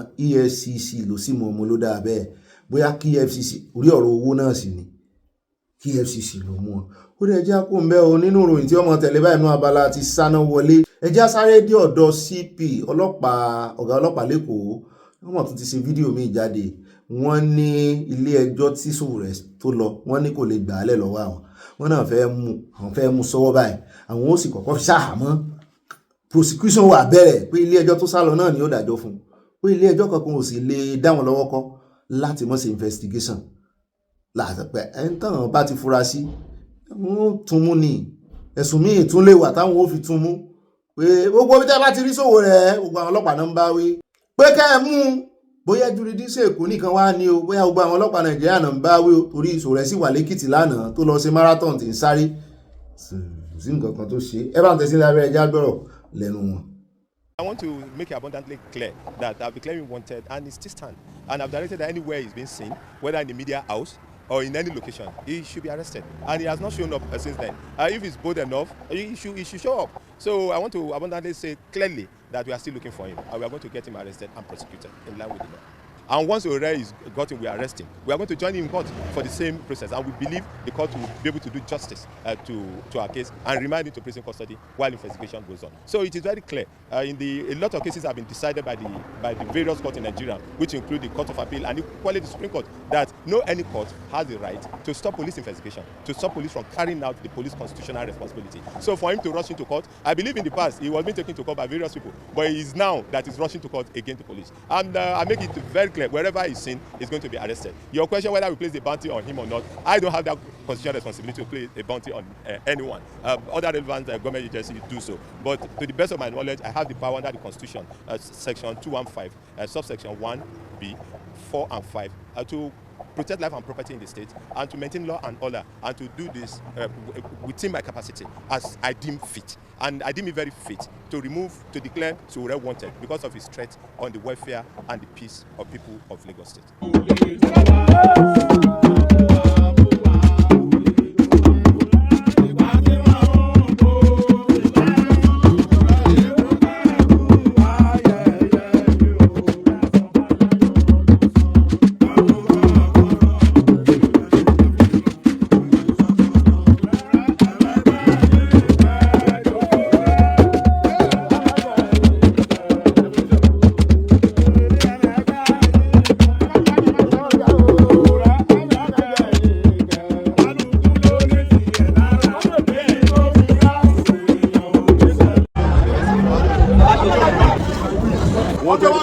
Wanted in Lagos.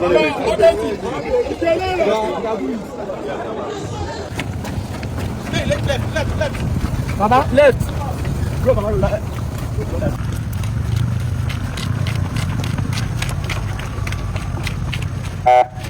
Ó ra ìròyìn tí ó mọ̀ tẹ̀lé báyìí lábala Sanawole náà láàfi káàdì Abala Sanawole ńlẹ̀. Amúròyìn kan wá fún yín lánàá nípa Ọ̀wọ̀ tí wọ́n lé chairman wọn tán náà bá ní ìṣẹ̀kú òǹlù tán sọ wípé kó mọ̀ padà sórí àga mọ́, tán fi agbára traditional ruler, agbára àwọn ọba wọ́n fi hàn án, wọ́n jẹ́ ó dà mọ̀. A wà mú fọ́nrán ìwà fún yín ní ìsìn àní pẹ́ lórí ẹ̀rà rárá, a kàn fẹ́ fi ṣe rìsíìpì ìròyìn tá a mú wá fún yín lánàá ni. This released by the Olowo Council on the desecration of the symbol of our collective heritage. That is His Imperial Majesty, Oba Dr. Ajibade Badegesi Ogun III, the Olowo of our kingdom, by the chairman of our local government council, Mr. Tope Omolayo. This is taking place in the palace of Olowo of Owo. Today, 7th November, Friday, 2025. This is delivered, like I said, by the members of Olowo Council.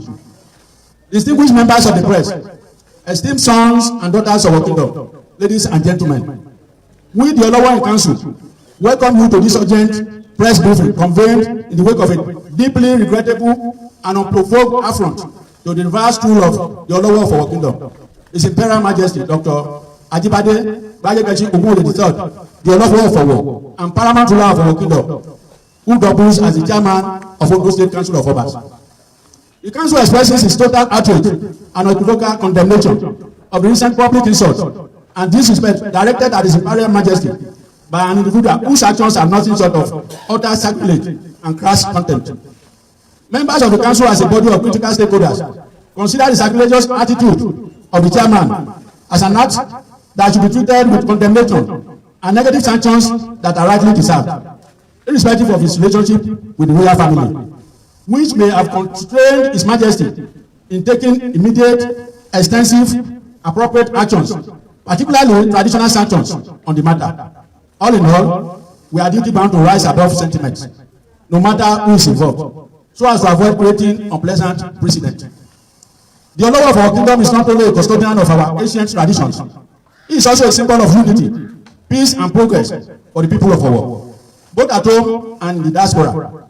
Any attempt to demean or ridicule the person or the sacred institution he represents is an objectionable insult to the entire our kingdom, our ancestors, and our collective heritage. We consider this deliberate act of provocation as an assault on the throne of Owo, and by extension, on the soul of our people. Our position. After a thorough sober deliberation, the Olowo Council, speaking with one voice, and acting in defense of the dignity of the overthrown, hereby declares as follows. Number one, that the individual in question, by his reckless utterances and respectful conduct, has declared himself a persona non grata within the territory of our kingdom. Number two, that his continued presence as chairman of the local government area council is no longer acceptable to the people and traditional leadership of our. Number three, that his actions have eroded the trust and confidence traditionally extended to holders of public office within the our community. Number four, that the Olowo Council calls upon the Ondo State government and the relative authorities to take due cognizance of this development and take appropriate administrative steps in the interest of peace and mutual respect. Happy for calm and order. We wish to emphasize that the Olowo Council remains committed to peace, order, and lawful conduct in addressing this matter. We therefore urge all sons and daughters of our kingdom, both at home and abroad, to remain calm, law-abiding, and avoid any form of confrontation or violence.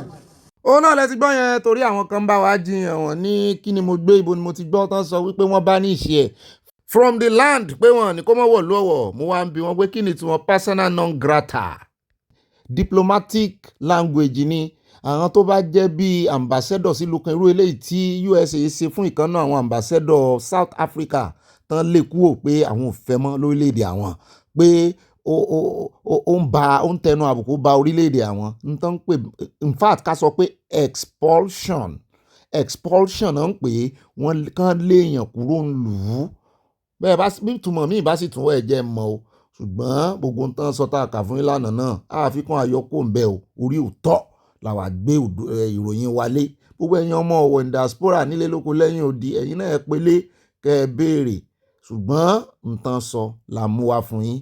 In a situation where some group of people, not only they have shot down at least 2 military aircrafts. In Zamfara State some years back, I can't put my finger on the actual year, they shot down these same people you call bandits, they shot down a fighter jet, a military fighter jet during the government of Buhari. Under this government, in 2023, August, some bandits in the Kotagora area, that area in Niger State, yes, they ambushed specially trained. You know, there are some group of in the military that are special forces, right? They are speciality. Just you talk about Navy SEALs. Right. Nigeria had people that were trained as rangers. They were ambushed and killed. About 22 of them or so. Wow. And when an aircraft was sent to go and evacuate their bodies, that aircraft was also shot down by bandits. And the bandits went straight to the aircraft. Those who were surviving there. Right. And when that happened, the Niger State governor was levied to rage. He came to Abuja to ask for the military support to crush those forces. Thereafter, he went to the villa, and he came out of the villa and granted a press statement in which he was saying that we will not use force, we will negotiate. And 3 days after that, the vice president also came out and said this kind of activities is not going to be done by kinetic. We will use non-kinetic means. And by the way, what do you mean by non-kinetic means? Non-kinetic. After they shamed. Ó dá o fídíò yìí wà fún àwọn ọmọ Nàìjíríà tí ò lóye tí wọ́n gbọ́n àwọn tí Ọlọ́run fìtìmí ń bí àwọn ọlọ́gbọ́n olóye ni wọ́n ẹ máa gbọ́ o 2 aircraft ni wọ́n mú balẹ̀ ìkan wà tán ní wọ́n tún fẹ́ lọ dóòlà ẹ̀mí àwọn èèyàn wọ́n tún mú balẹ̀ wọ́n tún bá àwọn èèyàn nú ẹ̀ wọ́n tún pa wọ́n síbẹ̀ náà bandit yìí o ìkan tó wá ṣẹlẹ̀ Niger gómìnà wọn gba sọ̀rọ̀ kìlọ̀ pẹ̀lú ìpòrúurú ọkàn pẹ̀lú ìbànújẹ́ ọkàn ìgbà tí ó fi padà bọ́ta láti inú Aso Rock ṣe ló ń tún pẹ̀tù sí àwọn èèyàn ní lọ́kàn wípé àwọn ò ní fi fọ́ọ̀sì ṣe àwọn ò ní fagídí ṣe àwọn ò ní mú ní kólekóle non-kinetic òun náà sì ni ọ̀rọ̀ amnesty ojoojúmọ́ peace deal lójoojúmọ́ yìí o ẹ wá ń sọ àwọn kan wá ń sọ̀rọ̀ torí ẹ̀ ló mo sọ pé àwọn Yorùbá tó ní làákàyè náà wà ń bí àwọn tí ò ní làákàyè náà ń sọ̀sọ́kùsọ kiri USA ló wà nídìí ẹ̀ USA ní sẹ́yìn ẹ̀rí kan náà tó ní àwọn máa bá USA jà ikú làwọn òkú tẹ́lẹ̀ ṣé rí ẹ̀yin mùsùlùmí alálàáfíà ẹ̀ ń láti sọ̀rọ̀ gidi o wọ́n ń kó bá ẹ̀sìn yín gan o ẹ̀ ń láti sọ̀rọ̀ sókè ṣùgbọ́n nínú abala ẹ̀ ń bá ráàyè lónìí àgbà àfáà kan bọ̀ ó sọ yàláyé ọ̀rọ̀ sí Gúnmi ó sòótọ́ ọ̀rọ̀ ó la òótọ́ ọ̀rọ̀ mọ́lẹ̀ ẹ̀ bá nu abala ẹ̀ ń bá ráàyè ni o ó sì ti wà nípele báyìí kò sí complain mọ́ chapter by chapter lóníkálùkù lè máa wò ẹni tó bá fẹ́ wo intro nìkan tó bá fẹ́ wo Abala Lerefe nìkan ẹ kàn click ẹ ń bá fẹ́ wo àkójọpọ̀ ròyìn bó Abala Sanawole nìkan lẹ́yìn fẹ́ gbọ́ bó sì ṣe ń bá ráàyè nìkan lẹ fẹ́ gbọ́ kò sí wàhálà mọ́. aware of activities of terrorists. They've taken over most of Kwara State. They are in Ondo and Osun State. Edo North. Kogi State, we're in trouble. So we're not even talking about Zamfara now. We're not talking of northwest or northeast. We are talking about this thing creeping into the other part of the country. Lagos is not far away, or your state is not far away. And we are talking of negotiation. And what negotiation does is that instead of ensuring that you disrupt the operations of these criminals, you fertilize them. You give them enough room to recruit, to acquire more equipment and weapons and spread to other part of the country. Whereas you are supposed to take every step to disrupt the activities and degrade. Ó rẹ̀ káàbọ̀ padà ní rí jù báyìí lọ́nà Abala ti Sanawole ní pápá àpẹjẹ invite àyáká ìwà ìgbọ̀ adébẹ̀ náà Abala yẹn lólùfẹ́ wa Abala comment section àròjọ mùsùlùkùn yóò dùn yóò lárinrin ó yá àyà ń sùn lẹ́ o. Mo máa tún kí n káàbọ̀ sínú Abala yẹn lólùfẹ́ wa Abala comment section Adétayọ̀ Adégáyé bá mi ní òbí ṣé ẹgbọ́rọ̀ bàbá Wọlé Ṣóyínká olóyè Ìgbòho máa gbàtú sílẹ̀ láìpẹ́ ilẹ̀ Oòduà yóò sìn rọ́nà lọ ìbùkún ní fún orílẹ̀-èdè Oòduà from Newark New Jersey USA wọ́n tẹ lọ́ọ̀sì àti nǹkan panu I love Oòduà bẹ́ẹ̀ ni àwa náà ti lo fọ́nrán yẹn tipẹ́ ó ti pẹ́ tí bàbá Wọlé Ṣóyínká ti ṣe fọ́nrán yẹn kì í ṣe tuntun. Bẹ́ẹ̀ náà ni bàbá mi Olúyọ̀mí Olúwọlé wọ́n ní hope you're doing good Bobby bẹ́ẹ̀ ni bàbá mi wà okay wọ́n ní I want to give you kudos for bringing that woman the stolen money to limelight. I appreciate you for this. You have saved a soul. Who know what would have happened to the woman? Yorùbá Nation going by Rotarian Olúwọlé from Eastern Texas. Bàbá mi yọ yẹn ara ẹ̀kọ́ tá a kọ́ látara yín náà. Àwọn ilé ìwé ìròyìn tó gbé náà pọ̀ ògì sáwà nìkan ṣùgbọ́n ìwọ̀nba tá a náà gbé ó ràn lọ́wọ́. Bẹ́ẹ̀ náà ni at mọ́ọ̀mí Josephine Aláwìyé wọ́n ní òbí àtàyà ayọ̀ mi kún àfi pákà cheese òtítọ́ ló ń gbé yín lékè o àbí o mo ń gbádùn ìròyìn gbé wọn débẹ̀ Ọlọ́run yìí yóò máa gbàdúrà yín àmín o. Àmọ́ ìròyìn àbámọ̀ ìròyìn tó fi wá lọ́kàn balẹ̀ wọ́n tẹ love sí from London. At DJ Lawa àwọn Ọ̀gbẹ́ni Bobby kò yẹ kí ẹ máa gbé èpè wá sí wa létí o èmi kọ́ mo ṣe sáàrí àwọn tí ń ṣépè fúnra wọn gbogbo ìlágùn wọn kọ́lé wọn wó ẹ wá ní ká mọ̀ ṣépè fún olódòdó àtàwọn kò ní kàn yín kò ní kémi náà o àwọn tó kàn ló mọ̀ o. Báàmí Nurudeen Mutala àwọn ní Ọ̀gbẹ́ni Bobby bá confam ẹ̀kọ́ tó sẹ́ndẹ̀ èyí tí ń ranjú wọn yìí tó fẹ́ bá Amẹ́ríkà jà ní pẹ̀lú ẹ̀fọn aláàárẹ̀ tí nǹkan ṣe ire o from New York City wọ́n tẹ love sí a. At Miami wọ́n ní bá àyà wa mú káàdì wa ìlọ supermarket kò fi sanwó àyà pay wọ́n ní àyà nínú ọ̀rọ̀ bàbá Adébóyè ọ̀rọ̀ Tinubu ti sún wọn. You can only advise a commander but cannot command a commander. Tinubu kò tẹ̀lé words of wisdom ó ń fi ayé wa play politics ó tún fẹ́ jẹ 2027 gbogbo ẹsẹ̀ mẹ́fà distinguish àyà wọ́n gbé kùndùsì fún ọ. Bẹ́ẹ̀ náà ni at all time ọ̀kújọ́ mẹ́ta wọ́n ní Mr. B I'm so happy that I left harmless undefendable type of African Christian that teaches members to be vulnerable before their attackers. Can you imagine how unenergetic Adeboye became to defend Christian but very energetic to preach about tithes and offerings? If you wake who next to you? Your best friend from Florida. Báwa mi ọ̀rọ̀ ńlá lẹ sọ yìí o. Ó dà èmi ò rí bàbá kankan bú o. Àwọn tí ń lọ káàkiri tán wà tí ò sọnù kiri àwọn gangan ló lẹ́bi bẹ́ẹ̀ gbàtàn sì ti complain pé táìtì àwọn jò wàhálà àti ọ̀nà. Bẹ́ẹ̀ náà ni Mohammed Dọlápọ̀ Ikins wọ́n ní Mr. Obi mi nítòótọ́ happy weekend o for real Nigeria is not normal only God can heal. I wish they can make a provision for those that demolish their houses. Àwọn náà ń ṣépè yẹn God will make a way for them. I wish President Trump can quickly make his decision on the ajínigbés in Nigeria. Kì í mọ̀ ṣe torí ajínigbé ni Trump ṣe ń bọ̀ torí agbésùnmọ̀mí ajínigbé mọ̀ yàtọ̀ sàgbésùnmọ̀mí. Wọ́n ní it's taking too long. Ire my brother Dolly from Dallas Texas. Mọ́ mi sẹ́wọ̀n pé kì í ṣe orílẹ̀-èdè wọn ara respect tàn fẹ́ fún Nàìjíríà nìyẹn ṣùgbọ́n wọ́n ṣèkìlọ̀ náà wọ́n fi clause sí pé kó múra kó mọ̀ jẹ́ òpẹ́ káwá mọ̀ wo time ti Trump náà tí ó gbégbèsè tí ò ní pẹ́. Àtìmọ́ mi Elizabeth Oyèníyàmọ́ mi lújẹsà àwọn Ọ̀gbẹ́ni Bobby ìrìn àìbá ulesa ìbá. Bá fi ẹ̀gbẹ́ ya fọ́tò aláyọ̀. I was at work yesterday. I just listening to your news ayọ̀ this morning. Wow. Pẹ̀lú gbogbo bí a ti kígbe yìí àwọn apànìyàn tó ń pa àwọn ènìyàn sí ni o bẹ́ẹ̀ ni o 100 ọjọ́ yẹn ti pẹ́ jù fún Nàìjíríà o. Bàbá Adébóyè wọn 100 days ti pẹ́ jù o. Wọ́n tẹ lọ́ọ̀sì à from Texas. Wọ́n náà ti pa àyàn jù tọ́ ni 100 ọjọ́ kan gan ti pẹ́ jù. Àwọn apààyàn yìí wọ́n ń pààyàn lójoojúmọ́ ẹ̀yìn fún wọn ní 100 days ẹ mọ̀ yẹ àwọn èèyàn tán ti pa ni ẹ ti ẹ̀ mọ̀ yẹ ọdún tó ti ń fún wọn bọ̀ tipẹ́tipẹ́ no.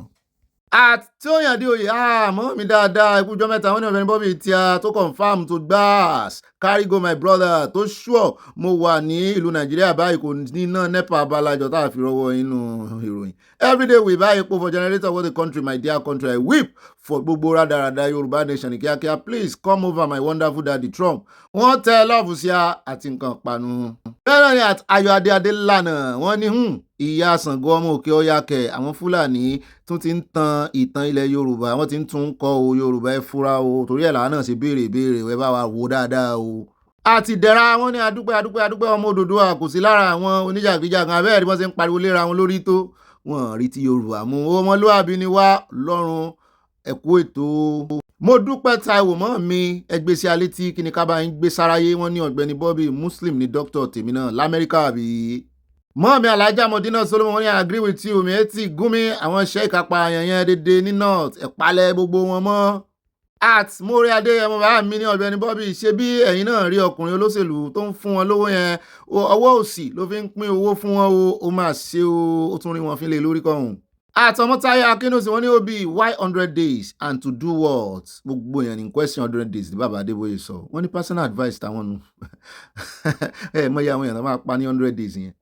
bẹ́ẹ̀ náà ni mọ́ọ̀mí Olúṣọlá Adébáyọ̀ wọ́n ní to your tent o Israel Oòduà nation ibà gbémi débẹ̀ ọkọ̀ àwọn sisi màmá tí mo fẹ́ kí wọ́n lọ máa múra sílẹ̀ dèmí o òjòwò pọ́nbélé tí mo bá ti dé kò sí nǹkan tí ó jọ ìyáálé kan ẹ fẹ́ wá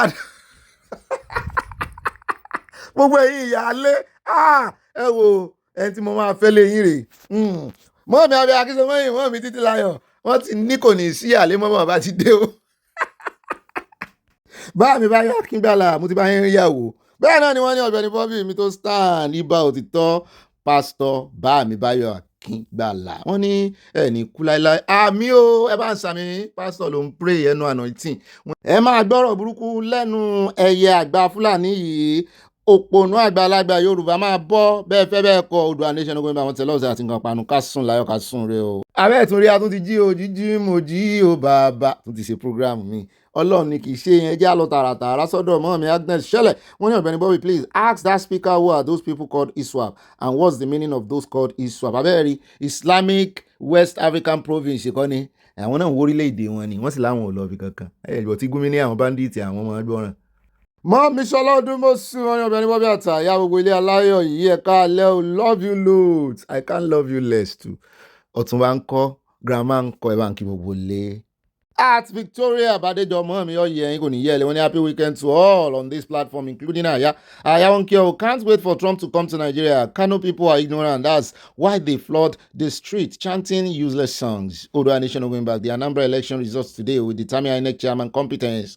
Wọ́n ti sọ results wọ́n ti ní Soludo ló wọlé o mo náà wọ́n fojú APC gbolẹ̀. wọ́n mi Sade Ìbírónkẹ́ olórí Sade ló tó wọn ní General Bobby ẹkú iṣẹ́ takuntakun ayọ̀ ní ayọ̀ rẹpẹtẹ President Trump tètè máa bọ̀ ní Naija kí ó bá wa kó gbogbo àwọn gómìnà àti àwọn senator sí ẹ̀wọ̀n gbére. Tinubu fi ṣe ẹ̀sà ìsílẹ̀ kì í sọ̀daràn Oòduà nation ogun ìbá àyà ìmọ̀dóye ire oore kábi tí wọ́n tẹ lọ́ọ̀sì àti nǹkan panimọ̀ rọ́wọ́ ìka méjì lókè bíi ti bàbá Sage Awolowo.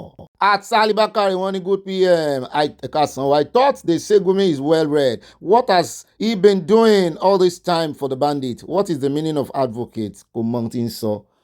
àbí ẹ̀ ń bá ti ń ṣàgbẹnusọ fún yàn náà ló ń advocate fún yàn ta ló wá ń ṣàgbẹnusọ fún bí ìbáṣà àwọn bandits. bẹ́ẹ̀ náà ni mọ́mí Fatima Baka my lecturer ẹ̀kújọ́ mẹ́ta wọn ní ọ̀gá mi káàárọ̀ lọ́n lọ́gá wa fa sábọ́bí ibà yẹn nàná ṣé ogun kò tí ì máa bọ̀ báyìí àbí ẹ̀gbọ́rọ̀ lẹ́nu ọmọ abirùn disable tó ń sọ pé àlàáfíà ní Nàìjíríà wà lọ́dọ̀ tiyan àbí ẹ̀rí wọ́n fún ọmọ Nàìjíríà pa nìyẹn wọ́n fún ọmọ Kìrìsìtẹ́nì pa àtẹ̀jẹ́ wọn tó ń tálẹ̀ wọ́n fi ń pa ni wípé sí àwọn àti ìpààyàn àlàáfíà lélẹ̀ ìtẹ̀sí rí i. ó dìgbà tó bá di fíafíà kẹ́ tó lè sọ̀rọ̀ Elédùmarè mú bẹ́ẹ̀ jẹ́ kí á rí ọ̀nà lọ nínú rògbòdìyàn yìí ò kí Oòduà country kó dádúró láṣẹ rẹ̀ Olúwa láàyè àmín àmínàkún fàyàkún bismillahirrahmanirrahim alhamdulillahi rabbil alamin maliki yamdin ẹ̀ sì dá ń padà èmi tí ń ka kí ó lọ. bẹ́ẹ̀ náà ni àtibá mi fi Káyọ̀ Victor wọ́n ní ìbáṣọ ẹ̀kọ́ rí bẹ́ẹ̀ ààbò Ọlọ́run yóò máa bá olùgbà wa mí o àti gbogbo àwọn ọmọ ilé ọgbọ́n yìí o a tún ti di ilé ọgbọ́n ilé ayọ̀ ẹ jẹ́ kí a máa fi àdúrà ran àwọn heroes wa mẹ́ta tí wọ́n sọ igi lẹ́yìn ọgbà wọn nù bàbá wa emeritus CSI àti White Lion ọlọ́run á máa kún yín lọ́wọ́ láti sìn wá dé ilẹ̀ ìlérí àwùtọ́ ní mọ̀mọ́ bàbá wa Sunday Igboho ìyàwó bàbá wa emeritus àti ìyá Koiki Yorùbá jí má sùn gbogbo ọ̀rọ̀ wọn ló ti ń ṣe o from Indianapolis wọ́n tẹ lọ́ọ̀sì àti nǹkan ọ̀pánu kọ́lọ́njọ́ kó bá wa tẹ̀ wọ́n sáfẹ́fẹ́ rere.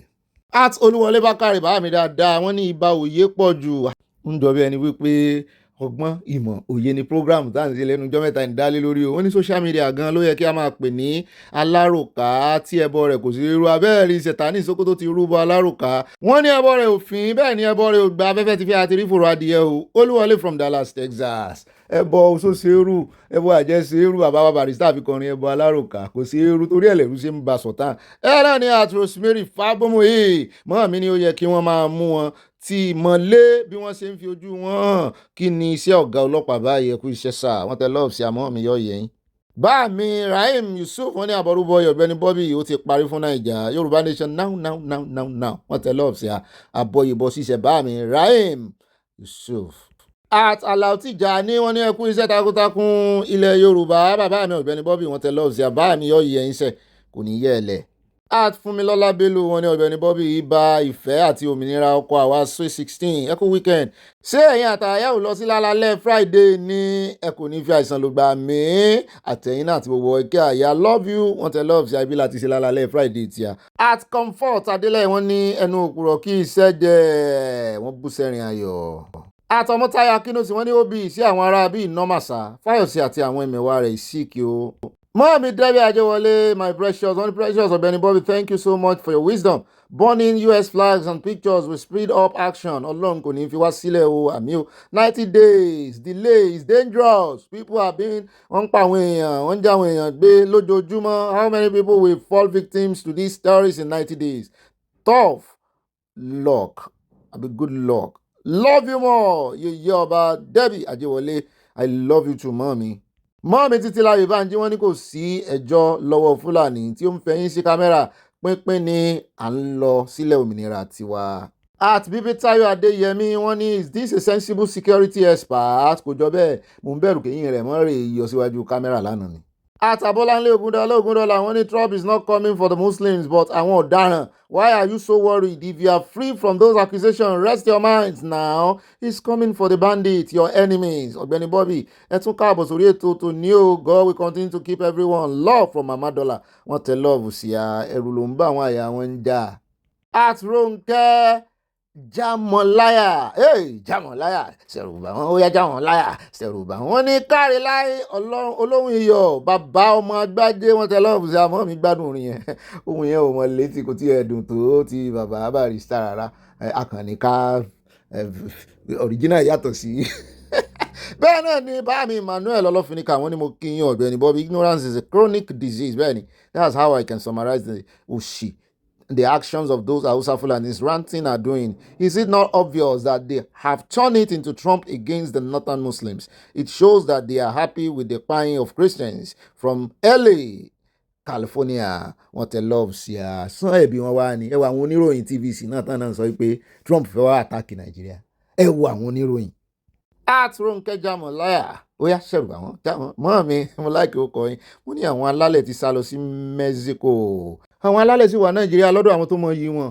bá mi Akínyẹmí ò ní mo ti dọ́dọ̀ yín wọ́n ní Trump Big Daddy ààrẹ àgbáyé ọ̀rọ̀ tó sọ lásán ti bẹ̀rẹ̀ iṣẹ́ ní Nàìjíríà. Mr. Bobby ọ̀rọ̀ ìròyìn rẹ yìí ẹ ti fi gba ọkàn mi èmi kọ́ Ọlọ́run ni àti gbogbo àkókò mi ìlú aláyọ̀ wa yìí kò ní bàjẹ́ Akínyẹmí ò ní from USA bá mi ni mo gbà àkókò àwọn ṣé mo tó gbà àkókò yín.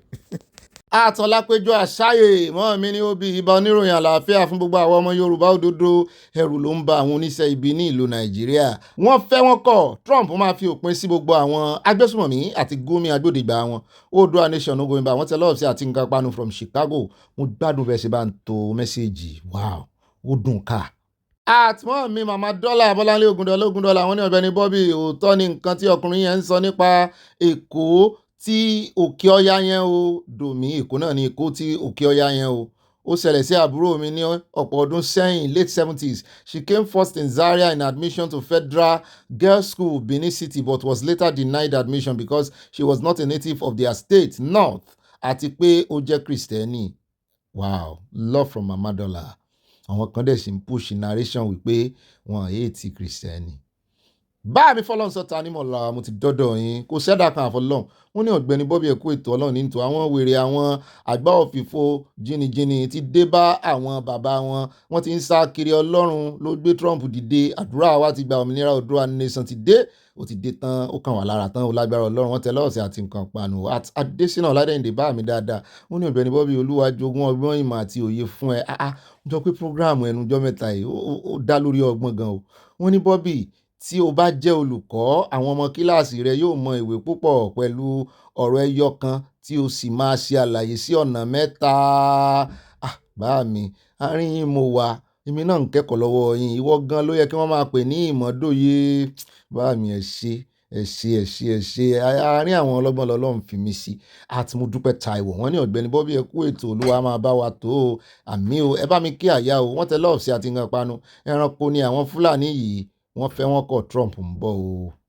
Bá mi Olúyọmí Olúwọlé wọ́n ní my amazing Bobby this grooming guy need to be in psychiatric patients. Bẹ́ẹ̀ ni o hear all this ìsọkúsọ nonsensical talk what are police and DSS waiting for. Mo gbọ́ pọ́n lọ ṣe meeting ní Kaduna mo ìgbọ̀pọ̀n rè mú o ó yẹ kán rè mú ni o. Is he above the law? Yorùbá nation going by Rotarian Olúwọlé Yomi from Eastern Texas wọ́n tẹ lọ́ọ̀sì àti nǹkan panu. Ẹ gbọ́ bàbá Adébóyè tẹ̀yìn fún Tinubu 90 days ṣé 90 days náà máa fi mú Gúnmi? Àwọn DSS wọ́n lọ gbogbo directors wọ́n lọ ṣe meeting ní Kaduna mo ti ẹ̀ lérò kan fẹ́ rí ìbáwa mú Gúnmi ni. Bẹ́ẹ̀ náà ni ẹjẹ́ àdọ́dọ̀ àjẹmílà gbájẹ́ wọn ní nǹkan ti ṣe Yorùbá o jọ bẹ́ẹ̀. Màmá Sọlá Òdùmọ́sù wọn ní àwọn alálẹ̀ ti shift for real o náà tá a bá mọ yìí wọn. Bẹ́ẹ̀ ni àwọn tó mọ yìí wọn nìyẹn ẹ bá rí bọ́n ṣe gbé ẹ̀sìn Yorùbá ìṣẹ̀ǹbáyé sórí ní Cuba ní Brazil ní Mexico. Àjíbúwà Babátúndé Johnson wọ́n ní bro ó ga o ṣé àwọn tí a fẹ́ máa bá gbé lọ rèé àwọn ará òkè ọya ẹ bá wa pariwo fún Tinubu kó tètè pín ìlú òfò yìí kó tó pẹ́ jù.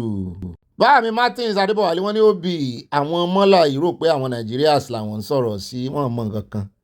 Báàmí Adébẹ̀rẹ̀ kan ni wọ́n ní Núpé ní ìyá Ṣàngó ibi tí wàhálà gbà wọlé sílẹ̀ Yorùbá nìyẹn láti ọ̀dọ̀ àwọn Ọ̀yọ́ ní o ìyá Ṣàngó tó jẹ́ Núpé ṣé Núpé yìí ṣe Yorùbá àbí òkè ọya náà láàkà wọ́n sí ṣùgbọ́n wọ́n yìí ṣe Fúlàní wọ́n yìí ṣe kínní àbọ̀n súnmọ́ Yorùbá ni Núpé Haúsá nìyẹn ẹ náà ìṣe Haúsá ṣùgbọ́n Kogi náà wà ó dáa wọn lágbóolé ìyá Ṣàngó lágbóolé ńlẹ̀ Yorùbá o. Bẹ́ẹ̀ náà ni ẹja lọ sọ́dọ̀ mọ́ mi Mòróhùn Adébọ̀ wọ́n ní Ọ̀gbẹ́ni Bobby mi tó tọ́ my darling thing mọ́ mi Mòróhùn mú bọ̀ ẹja ọ̀sán wọ́n ní ìyá Ṣàngó tó wá láti òkè ọya ló dífá fún àwọn Aláàfin tí wọ́n lọ ń júbà wọn lókè ọya o ó ń rúgbó bọ̀ báyìí o. Ẹ mọ́ ti jì orúgbó púpọ̀ ẹja adódà àwọn ará Ọ̀yọ́ kan fún alẹ́sì àwa la béèrè question ìsọ̀rọ̀ ń gbèsè. Bẹ́ẹ̀ náà ni àtọ́yìn Norway wọ́n ní this fire say is like ọmọkiri wọ́n jọra wọn ẹgbẹ́ ẹyẹlẹyẹ ń wọ́tọ̀. At Victoria ọlọ́ba wọn ní Tinubu ló fa rédèrèdè wọn yìí bẹ́ẹ̀ ni Kánà ti gbé ìgbésẹ̀ tó gbóná ni ṣé torí 2027 náà ṣe ń wò wọ́n ràn Gúnmi ń jáde sọ wèlé hàn lè gbé. Àtìmọ̀rí Adéyẹmọ wọn ní òbí ẹ̀kọ́ tí fojú mímu hàn báyìí ọmọ òkè ọya ni ìyá Ṣàngó túmọ̀ sí wípé ìran àwọn ará òkè ọya ni dọ́dọ̀dọ̀ tilẹ̀kọ̀ ẹ bá kọ́ tán níta ni sẹ́ni tó wà lórí àpèrè. At Akínsọ̀wọ́n Mọ́túndé wọ́n ní ọmọ tápà ní ìyá Ṣàngó bàbá rẹ̀ ní Ọ̀rànmíyàn o. Àwọn ọba yìí kílẹ̀ ń wá lọ fẹ́ tápà èjì nànà bàbó ṣé Yorùbá ń tápà ni. Ẹ já lọ sí ọ̀dọ̀ mọ́ mi Ṣọlá Òdùmọ́sù wọn ní eléyìí tí mo pàràgà yóò gbé gbogbo ẹnu rẹ sọ́hùn oorun sí àjàre. Mọ́ mi Jẹ́mílà Gbájé wọ́n ní àwọn eléyìí wọ́n mọ nǹkan tí wọ́n ń ṣe o àwa Yorùbá ní káṣe làákàyè kí wọ́n má fi ẹ̀sìn bàtiwà jẹ́ gbogbo àwọn nǹkan tó ń ṣẹlẹ̀ ní wọ́n mọ̀ pátá àbòsí ni wọ́n ń ṣe. At Rosemary Fábùmí wọ́n ní Amẹ́ríkà o ẹ wá gbà wá lọ́wọ́ àwọn ẹni bí wọ́n yìí o àwọn wọ̀nyí tó yọjú sí kámẹ́rà ló yẹ kí wọ́n máa arrest one by one àwọn gan-an ni àwọn agbésùnmọ̀mí. At Ramat Títílayọ̀ wọ́n ní ẹ̀ka lé o ibà gbé wa débẹ̀ mo kí ẹ̀yin àtàyà o àwa náà ń kí yín o níbo la tún já sí lọ́wọ́ àwọn Fúlàní afẹ̀míṣòfò yìí mo máa bẹ President Trump pé kó má jẹ́ kó pẹ́ kó tó máa bọ̀ Nàìjíríà ti tán pínpín ló kan Olúwa wá bá wa pín ní kò pẹ́ mo ṣe àṣẹ sórí ọ̀rọ̀ yín mo sì rí nǹkan ìpanu tẹ́ ẹ fi ránṣẹ́. àtìmọ́ mi abọ́láńlé Ògúndọ́lá wọ́n ní Àìná ló ń gbé olúbi kọ́rùn o tó bá jẹ́ obìnrin tó bá jẹ́ ọkùnrin òjò ní Yorùbá máa ń pè á òkè òjò lòjò alákatakí tí òjò ò sí nílé ọmọ ẹdì ẹ̀dàgbà òjò ṣùgbọ́n Ìgè máa ń fi ẹsẹ̀ jáde ní òbí ẹ bá mi sọ fún ìyá wa Fúnmilọ́lá Bello pé àyà ni mo dìbò fún báyìí o àyà wa Fúnmilọ́lá wọn láyà làwọn fẹ́fẹ́ o ó di ọdún tó ń bọ̀ kí n tó di ìyàwó Ọ̀gbẹ́ni Bobby o pẹ̀lú ìgbéyàwó alárinrin wọn bú sẹ́rìn the whole house will meet in Italy then including Pa Akínyẹmí Òní love from Mama Dollar abẹ́ bá ti fà àyà èmi náà lè fẹ́ hàn ẹ jẹ́ lọ tààràtààrà sọ́dọ̀ ìyá àbèjì Ọlábísí wọn ní Kánò ilẹ̀ Haúsá Kaduna ní Òkè Ọya ilẹ̀ Haúsá yàtọ̀ sí Òkè Ọya Kánò nílẹ̀ Haúsá Kaduna lòkè Ọya ẹ gbọ́ ẹ̀yin èèyàn mi mọ́ mi Adébáyọ̀dà èmi lérò pé gbogbo ilẹ̀ Haúsá lòkè Ọya at Isaac Strong Tower wọ́n ní bàbá Adébóyè has the best power pack opinion boldly full of wisdom since the beginning of this intervention by USA better late than ever however it's not a command. mọ́ mi àárín ọlá Adédèjẹ wọ́n ní na hungry make them collect money tó ń gba owó lọ́wọ́ àwọn olóṣèlú mọ́ mi ṣe ni wọ́n ń ta ọjọ́ ọ̀la wọn cheaply Atolúfúnkẹ́ Fájimolú mọ́ mi ní Bobby kí ni ìpàdé Tinubu àti Sàtáánì Sokoto bàbá Boko Haram inú ilé Shettima ni wọ́n ti mú Kabiru Sokoto tó jẹ́ olórí àwọn bandits tí White Danjuma fi ọgbọ́n sọ òtítọ́ ọ̀rọ̀ bẹ́ẹ̀ ni a ti ẹ̀ lò lónìí. bẹ́ẹ̀ náà ni Atikemo Blonsky wọ́n ní giant of Africa has turned to rat of Africa.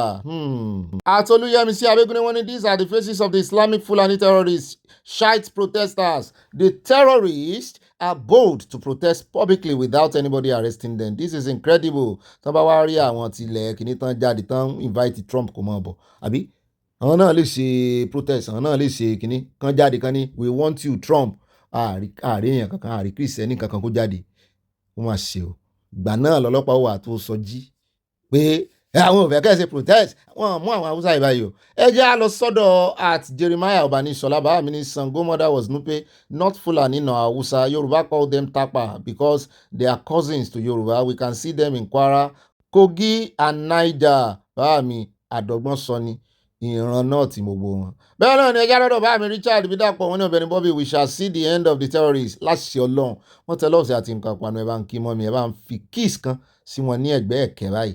at Akérédolú Gbénga bá mi ní Ọ̀gbẹ́ni Bobby wa God bless you sir amen you too sir not problem affecting us and make us look like we have problem bẹ́ẹ̀ ni o bá mi fẹ́lọ́run sọ́ta Anímọ̀lá ní Ọ̀gbẹ́ni Bobby Balógun oníròyìn gbogbo àwọn tó ń protest owó iṣẹ́ wọn ni wọ́n ń ṣe mosquito ni wọ́n fẹ́ fi bá àwọn Amẹ́ríkà jà àwọn oníranù. wọ́n mi dọ̀ká àtòdúlọ́ àtúnṣe wọ́n ní à ń gé wọn lọ́wọ́ wọn bọ̀ òrùka lọ́rọ̀ sàríà lọ́tún lọ́sì oríṣiríṣi ọ̀bẹ là ń rí lọ́jọ́ kúrin Akéwùgbà Góòdù farahàn bí ọ̀jọ̀gbọ́n bọ́ǹbù àti ológun òtítọ́ ọ̀rọ̀ bàbá Adébóyè ó mọ́gbọ́n wá Oòduà nation going back from Providence, Rhode Island. At Amazing Grace, one will some good Samaritan kindly educate this ignorant ex-officer who told him that Trump is coming to wage war on Nigeria. Wọ́n mi rí Scott Adigun wọn ní OBM má bínú pé mi ò kí ń jàre ẹ̀ ńlá ti máa gbà láàyè lẹ́ẹ̀kọ̀ọ̀kan ká lè máa rọ ojú ìpè ńláńlá ránṣẹ́ sí àwọn pípù yìí o. Ṣé ká má lọ rìtáyà sí ìlú bàbá tiwa mọ́ ni kí ló dé gan àtúbọ̀tán yìí ò ní dá o àmì love you plenty sàláwọn tẹ love sí àmúrọ́gẹ̀dẹ̀ mọ́ mi ẹ̀sìn tí ń yọ yẹ̀yìn bá a sì pè fún ìpè tí ń jà wọ́n. ó dá wọn ẹ káàbọ̀ padà o ẹkú rìn ó yẹ ẹkú àǹkan jókòó lé ẹ jókòó tó sí mi ẹ̀yin ìyàwó mi o gbogbo àga tó wà wájú ẹ̀yin obìnrin ní kẹ́ kọ́kọ́ fìlẹ̀ káwọn ọkùnrin kan bá mi ẹ gbé lọ́wọ́ mi ó dá àwọn ẹwà nǹkan panu ẹwà fi sọ̀rọ̀ àjíjà ọ̀fẹ́ ni kẹ́ fáwọn ìyàwó mi o gbogbo tẹ́ bá ń fún wọn o àwọn ọkùnrin ẹgbowó lọ́wọ́ wọn bẹ́ẹ̀ tí ẹ̀rí bá mi orí olórí ìsìn ẹgbowó lọ́wọ́ wọn ó dá o ẹwà nǹkan tẹ́mọ̀ fi sọ̀rọ̀ àjíjà ẹwà nǹkan panu ẹwà nǹkan lómi tútù náà sí bó sì ṣe ẹlẹ́rìn dòdò náà ni olówó ń fadoro náà wà nítòsí kẹ́ẹ̀mọ́ fi sọ̀rọ̀ àjíjà sí lọ́rùn ká mọ̀ wọlé sínú agbódò òròyìn ká mọ̀ mú kọ̀ọ̀kan èjì ó bá yẹba pin kó kálé kó kákó ká tó wá bẹ̀rẹ̀ ká tó mẹ́nu lé ẹjẹ́ ń kọ́kọ́ fi lé ìpínlẹ̀ rẹ̀ torí a mẹ́nu lélé níbi tá a ti gbọ́ tó ń sọ wípé ní Katsina wọ́n náà ń ṣe amnesty náà ni pé wọ́n ń ṣe peace deal láìpẹ́ náà ni o ní kò pẹ́ wọ́n ń ṣe peace ìjànà kọ́ ni ìjẹta irú àná ni wọ́n náà ń ṣe peace deal lọ́wọ́lọ́wọ́ wọ́n nígbà tí ìkànnú àwọn kíní ó gba máìkì ìkànnú àwọn bandits tí ó gba máìkì wọ́n ní ló bá sọ wípé ìjọba ló sọ àwọn di tẹ́rọ́rìsì pé àwọn ò ní máìndì fún tẹ́rọ́rìsì tẹ́lẹ̀ àwọn ìsapà yẹn ìjọba ló sọ àwọn dì kí ni ìjọba ṣe wá sọ yín dì nítorí pé wọ́n neglect north ṣé wá rí i pé ọ̀rọ̀ wọn ò yàtọ̀ sí tí Gumi sọ lánàá tó sọ pé wọ́n wá revenge ni pé ìjọba ló ṣẹ̀ wọ́n ọ̀rọ̀ yẹn wétì ó wà wétì èmi ò fi ìpò yẹ kí Gumi máa rìn kiri báyìí anyhow kó máa èmi ò rò pé ó yẹ kí Gumi máa rìn kiri freely láì ṣe pé wọ́n ti mú wọn ti béèrè ẹjọ́ lọ́wọ́ rẹ̀ wọ́n sì mọ̀ dáadáa ó ní kírímínà tán lé kiri ní Saudi ó ṣe wá máa rìn falafala.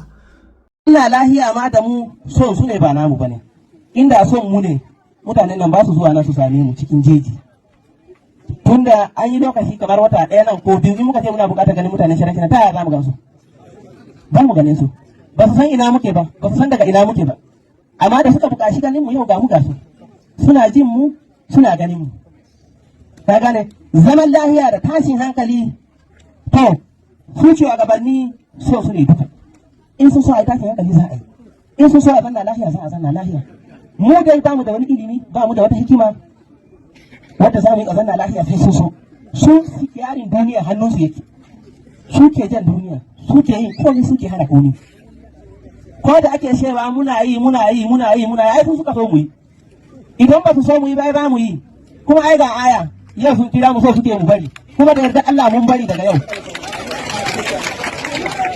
haka ne kun talaka in kun tashi yin kuka kar ku yi kuka da mu yan ta'adda ku yi kuka da shugabannin ku sun suka bari muka yi. tó sì wá sọ wípé ìjọba ẹ̀yin lẹ́sẹ̀ àwọn bá ń lé òun ló kọ́kọ́ sọ lánàá òun ló kọ́kọ́ sọ pé wọ́n revenge ní kalẹ̀ sí fún wọn àwọn náà fẹ́ gbẹ̀san lára yín ó yẹ kí wọ́n bí wípé ìka wo ní ìjọba Nàìjíríà ṣe fún wọn tó sì wá jẹ́ wípé àwọn kìrìsìtẹ́nì náà target àfihàn àfitẹ́lẹ̀ ní alákọ̀ọ́kọ́ náà àròyìn wa tó nìyí ẹjá lọ tààràtààrà ìjọba UK ọ̀dọ̀ wọn láti bẹ̀rẹ̀ níbi láti bẹ́ wọ́n ní the United Kingdom's Foreign Commonwealth and Development Office has issued a fresh warning ìkìlọ̀ pàtàkì fún àwọn ọmọ wọn ni o gbogbo ẹ̀yin tẹ́ bá ń lọ Nàìjíríà fún 30 December ní àbẹ́yìn tẹ́ ti wà ń bẹ̀ wọ́n ní àwọn area kan jẹ́ òtò 20 báwọn wọ́n dárúkọ Lagos náà mọ́ o ṣùgbọ́n ti Lagos kì í ṣe tàgbésùmọ̀mí wọ́n kàn sọ wípé wọ́n ń jiyàn gbé díẹ̀díẹ̀ náà wọ́n pickpocket àwọn kéèké wọ́n ní ṣùgbọ́n wọn ní kán mọ́ lọ Èkó ṣùgbọ́n àwọn ilẹ̀ Haúsá gan ló sodo síbí jù wọ́n ní foreign travel advice tí wọ́n fi sí orí ẹ̀rọ ayélujára wọn ní Govt.uk táàrí náà lọ́jọ́ Sunday níláárí o táàrí láàárọ̀ yìí òun láti gbọ́ wọ́n ní the FCDO náà sọ wípé insecurity pé ó ń lékè ń kà sí ó ń peléke sí káàkiri Nàìjíríà ẹ̀wọ̀n gbọ́ o bóyá ìjọba ó tún ní kò rí bẹ́ẹ̀ o insecurity ń peléke sí ẹ̀yin APC tẹ́ mọ́ gbèjà ìjọba yín ẹ wá gbèjà ilé náà o UK ló sọ ilé kì í ṣàwà o kì í sì tún Amẹ́ríkà o mo ti sọ fún yín pé bá Amẹ́ríkà bá ti gbé ìgbésẹ̀ kan báyìí ṣé ẹ rí àwọn allies wọn yòókù àwọn náà ó gbé ìgbésẹ̀ ǹjẹ́ rí UK kan báyìí dá sí látijọ́ yìí ǹjẹ́ rí UK kan sọ pé rárá kò rí bẹ́ẹ̀ France gan táàrí yín sá lọ ǹjẹ́ France sọ̀rọ̀ wọ́n yá kó sábẹ́ EU sì rèé èèyàn kan sọ wípé recognize sovereignty Nigeria USO náà àwọn recognize sovereignty Nigeria ara recognition of sovereignty Nigeria tó jẹyọ látara àwọn ọmọ Nigeria sovereignty Nigeria wà attach sáwọn ọmọ Nigeria èmi ò mọ̀ tàwọn orílẹ̀-èdè mi ṣùgbọ́n ti Nigeria sovereignty tán pariwo yẹn ọmọ Nigeria tààrọ̀ ọmọ Nigeria ló lágbára ló fún Nigeria ní sovereignty ọmọ Nigeria náà sì ní USA fẹ́ wá help so sovereignty yín náà wọ́n believe nínú ìtumọ̀ ẹnìyẹn wọ́n ní wọ́n state wípé wọ́n ń jiyàn gbé pọ̀ o UK ló sọ bẹ́ẹ̀ o pé violent crime ó ń ṣẹlẹ̀ káàkiri àwọn kan tó ti ń bá wọn wí wọ́n ti ń dá wọn lóhùn wípé ẹ lọ mójútó tara yín ẹ̀yin náà ń pààyàn lọ́dọ̀ wọn náà pàápàá jùlọ àwọn oní ọ̀bẹ ọmọ wọn fọ̀bẹ wọn ga oníkálùkù pẹ̀lú tiẹ̀ ṣùgbọ́n ọjọ́ wo ni Nàìjíríà náà dìde tán issue travel advice fáwọn ọmọ wọn tó wà ní UK pé a gbọ́ wípé wọ́n ń pa dúdú náà ní tí wọ́n gún bẹ́ẹ̀ jù dúdú ni a gbọ́ pé wọ́n ń ṣe kinní kan bìkan ẹ̀yàn ọmọ Nàìjíríà tẹ́ bá wà ń bẹ̀ mọ́ rìn síbẹ̀ ọjọ́ wo kẹ́ ẹ bá mọ̀ wípé àwọn eléyìí ẹfẹ́ yìí tẹ́ tún ti ń ṣe compare and contrast ni o àwọn eléyìí wọ́n ní àǹkórí jẹ́ ń lò báwọn wọ́n ní àǹkórí fún ẹ̀mí ènìyàn ẹ̀mí àwọn ọmọ wọn ẹ mọ́ rìn síbí wọ́n sọ pé àwọn ò ní crime scene ní ọ̀dọ̀ àwọn náà wọ́n mọ̀ bọ́ ṣe manage nǹkan wọn ṣùgbọ́n wọ́n fún àwọn ọmọ wọn tó wà nílùú onílùú ọjọ́ wo lẹ́yìn náà ní ẹ̀mí àwọn ọmọ yín lu onílùú àfọwọ́wọ́ wọn kó sáwọnú ẹkọ́nọ́mì yín ọjọ́ wo lẹ fún wọn ní travel advice rí ẹ̀yà tí ò ti ẹ̀mọ́ ti ń lọ nílùú ẹ̀ ní ó mọ̀ ti ń lọ nílùú onílùú sókè lè mọ̀ wípé lára ìmọ̀lára pé àwọn náà ní ẹ̀mí àwọn ọmọ àwọn lẹ́niwé àtàn bá wà kì í sì ṣe Nàìjíríà nìkan náà ti ń fún wọn travel advice wọ́n máa ń fún wọn káàkiri wọ́n bá gbọ́ pé gangan ṣẹlẹ̀ ní Italy nísìn àwọn ọmọ ìlú wọn tó bá wà mẹ́ wọ́n á fún wọn travel advice fún bí so kí wá ní ẹ̀tún ti yá ń sáré jiyàn wọ́n ti fi yàn báyé ọmọ Nàìjíríà kan jẹ́ kan yíyan ní lẹ́yìn tí bá ṣẹlẹ̀ USA náà yìnbọn ń bẹ̀ sọ fún yín pé kò sí ìlú kan wà tí sọ fún yín pé ìlú kan wà tí ò sí ibi tí wọ́n ti ń tí crime wà ní ṣùgbọ́n kí crime ṣẹlẹ̀ kàn sí gbégbèsè ṣé bí ṣe ń ṣẹlẹ̀ Nàìjíríà ìlémọ́lémọ́ ní ṣe ń ṣẹlẹ̀ lọ́hùn yẹn náà àwọn pé ń ṣẹlẹ̀ ẹ tún wá fi ẹ tún gbẹ̀kẹ̀gbẹ̀kẹ̀gbẹ̀ technology wọn ìlú tí technology bá ti advance gan pàápàá jùlọ tó tún fààyè pé kán máa lò bọ́n lẹ̀ ẹ̀yẹn gbé ìgbésẹ̀ tí USA gbé ìgbésẹ̀ wípé kán máa láìsẹ̀nsì ìbọn fáwọn ọmọ ìlú wọn kẹ́ wá bóyá crime scene ò ní pọ̀ nílùú tí náà pẹ̀lú bọ́n ṣe láìsẹ̀nsì ìbọn tó tán sì ń dọ́gbọ́n ẹ̀ ìlú tán ti láìsẹ̀nsì ìbọn gan ẹ wo báwọn Fúlàní ṣe ń kó mọ́ kiri ebe ṣe àlòrò yẹn nu lérèfé wọn rántí ẹ bá ń tún lò ẹ wò wọn náà ń darán kiri wọn sì fún wọn láìsẹ̀nsì fún bọn ẹwà dúró bọ̀ tó ń gbé kiri àwọn tó ń fún láìsẹ̀nsì nínú òyìnbó ń bí gan míì pistol láìsẹ̀nsì pistol àti dọ́gbó ba rẹ̀ míì tí wọ́n lo oko wọ́n sọ dẹ́ńbì náà ṣùgbọ́n wọ́n gba láìsẹ̀nsì bọ́ pẹja wọ́n gba láìsẹ̀nsì ṣùgbọ́n sáwọn Fúlàní lẹ́yìn ní láìsẹ̀nsì a mọ̀ sọ ẹ ti sáré ní ìlú òyìnbó ẹ ti lo 50 years ń bẹ́ o kí lẹ́yìn ṣe ń lo òyìnbó 50 years tẹ́ ẹ bá ń compare Nàìjíríà mọ́ ẹ ṣe lọlé tẹ́ ẹ bá ń compare pé bó ṣe rí ìlú òyìnbó náà nú o ẹ lọlé yóò bá ṣẹlẹ̀ sí ní kẹ́ ẹ mọ́ dúpẹ́ kò sí bó bá ṣẹlẹ̀ ń lo òyìnbó ìṣèbọn náà lò ìṣègùn èèyàn ni wọ́n ń pọ̀ ọmọ Áfíríkà náà ń bẹ ṣùgbọ́n pápápá à ń rí gbèsè dàbí ti Nàìjíríà tó ń wò wọ́n rán wọ́n fi wọ́n sí CPC ní ìsìn àwọn èèyàn tún jáde ṣojú wa náà ṣe pé èèyàn 12 wọ́n fi wé ọmọ ẹ̀yìn Jésù lọ́jọ́ ọjọ́ tí Trump sọ̀rọ̀ gangan wọ́n ti láwọn ò gba ọ̀rọ̀ bàbá Adébóyè o 90 days bó in the latest foreign travel advice published on Kini Mokadija, wọ́n ní the advisory urged the British nationals to exercise extreme caution. Wọ́n nífẹ̀ẹ́ àwọn ọmọ ìlú wọn ni wọ́n sọ pé violence àbí crime ìṣẹ̀lẹ̀ lọ́dọ̀ àwọn náà ṣùgbọ́n wọ́n nífẹ̀ẹ́ àwọn ọmọ wọn. Ọjọ́ wo ní Nàìjíríà ti issue travel advice fún ọmọ wọn tó wà ní Ghana bẹ́ẹ̀ rí? Wọ́n nífẹ̀ẹ́ yín, ẹ̀yin ò nífẹ̀ẹ́ ara yín. Review safety procedures and ensure they have contingency plans in place. The FCDO advised against all travel to Borno, Yobe, Adamawa, Gombe, Katsina, and Zamfara states, citing a high increasing threat from Boko Haram or Islamic State, West Africa, ISWAP. Intelligence in here. Ṣùgbọ́n ẹ̀rí wọn táwọn èèyàn wọn jáde nísìn. Irọ́ ni o, ẹ má dá wọn lóhùn o, ìyẹn àwọn èèyàn APC. Wọ́n gún èèyàn lọ́dọ̀ wọn náà o. Ọjọ́ ò lẹ́yìn issue intelligence fún wọn rí. It's form of intelligence. Àwọn ọmọ wọn náà bá wí lóòótọ́ ṣùgbọ́n intelligence ni.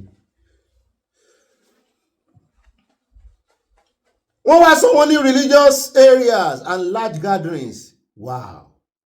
Wọ́n ní particularly around transport hubs, religious areas and large gatherings. UK government advised against all but essentially travel to Bauchi, Kaduna, Kano, Kebbi, Jigawa, Sokoto, Niger, Kogi, Plateau, and Taraba State, as well as outer suburb of Abuja within the Federal Capital Territory. Wọ́n náà sì kúfìrí wípé lẹ́nu ọjọ́ mẹ́ta yìí wọ́n ń ṣe protest jù ní agbègbè Abuja. wọ́n ní ẹ ṣọ́ra yìí. Wọ́n sọ nípa àtàwọn cross river náà, àwọn river, àwọn Bayelsa, wípé àwọn militant náà wọ́n sì ń dọ́gbọ́n ṣe kùrùkẹrẹ. Wọ́n sọ nípa ilẹ̀ Ìgbò náà, ṣùgbọ́n ilẹ̀ Yorùbá mo rò wọ́n kàn mẹ́nu bà Èkó àtàwọn ibì kan.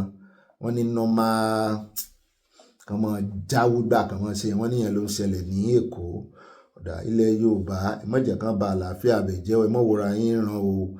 Ẹ jẹ́ wá kó bẹ́ẹ̀ náà la gbọ́ wọn láwọn kan wọ́n náà ti ń kìlọ̀ fún àwọn gómìnà ilẹ̀ Yorùbá pé wọ́n sọ̀rọ̀ wọ́n rò pé àlàáfíà wà lọ́dọ̀ àwọn àbí pé ó yẹ kán fẹnu sí wípé kí Trump mọ́ wà, pé tí Trump bá wá yóò bójú yóò bá mú o, yóò ṣe kinní kan ò lè bá nǹkan kan. Wọ́n sọ nǹkan kan inú mi dùn máa ṣe sọ̀rọ̀ wọn àti ní wọ́n silent tẹ́lẹ̀ ìgbà tá a nídìí wọn kán sọ̀rọ̀ gan wọn sọ ṣé ìsìn ilẹ̀ wá fẹ́ kán gbèsè yín lẹ́yìn kán bá yín pariwo mọ́ Trump kó mọ́ wà bò. Mo jẹ́rìí yín ẹ̀ ní abẹ́ ti sọ̀rọ̀ ni wọ́n ti South West àwọn gómìnà abẹ́ ti sọ̀rọ̀ ni ọ̀rọ̀ tí Sanwó-Olú ti sọ láìpẹ́ mo gbé Kúndùsì fún. Lagos is the Yorùbá state, Yorùbá United States. Àwọn àmọ́ sọ gbọ́dọ̀ sọ nǹkan kan ẹ jẹ́ kó ń bẹ́ẹ̀ já dọ́dọ̀ Òsì Ọ̀mọ̀lẹ̀ lórí ọ̀rọ̀ sexual harassment 14 years imprisonment fún ẹni tí wọ́n bá ká pé ó fẹ́ gba pátá ń di àwọn ọmọ ọlọ́mọ. Wọ́n ní Òsì Ọ̀mọ̀lẹ̀ tí wá ní kan introduce clause o pé kán mọ́ fọwọ́ ara wọn síra wọn o. Tán bá ń fi gbogbo ìgbà jéèlì àwọn ọkùnrin ó tàn Nàìjíríà eléyìí tó sì jẹ́ wípé ọkùnrin kéré sí nọ́mbà obìnrin. Torí ẹ̀ lọ́pọ̀lọpọ̀ ò ṣe fẹ́ fi márì. Mo ní n tó yẹ kẹ́ ẹ kọ́kọ́ sọ ni wípé kán extend òfin yẹn dọ́dọ̀ tìyín náà kó mọ̀ jẹ́ higher institution nìkan. Bó lẹ́ẹ̀kan ṣe ṣòfin fún higher institution nìkan. Àìmọye institution mọ́ àmì Josephine Aláwìyé gan ní kan extend ẹ̀dà láwùsà. Àìmọye àwọn government ministries tó yẹ pé òsì bọ́n sí wọ́n sọ̀rọ̀ òsì bí ẹran aṣẹ́wó nù. Ẹbí ọjọ́ kan ẹgbẹ́ wọn fẹ́ yẹ̀yẹ́ tàwọn sójà lọ́jọ́ sí àgbọ̀ ọmọ yẹn wọn àgbọ̀ ń tán fojú ọmọ yẹn rí mọ́. Ọmọ tán fẹ́ tó ní wọ́n bá ń sùn gùn lábẹ́rẹ́ wèrè ẹ ti gbàgbé rẹ̀. Kan extend it everywhere. Ẹ jẹ́ àgbọ̀ lẹ́nu ẹ bá ń tẹ̀sí ilé agbára. So I suggest, with your permission, Mr. President, that we amend this to include sexual harassment not only in schools, in workplaces, and any other location. Because the evil is the same. And the logic of those who harass is the same. I don't think we will come back another day to make another law on sexual harassment in workplaces, another law in sexual harassment in stadium, in sports, and other things. So I think we should just craft the law in a way that we have a universal application.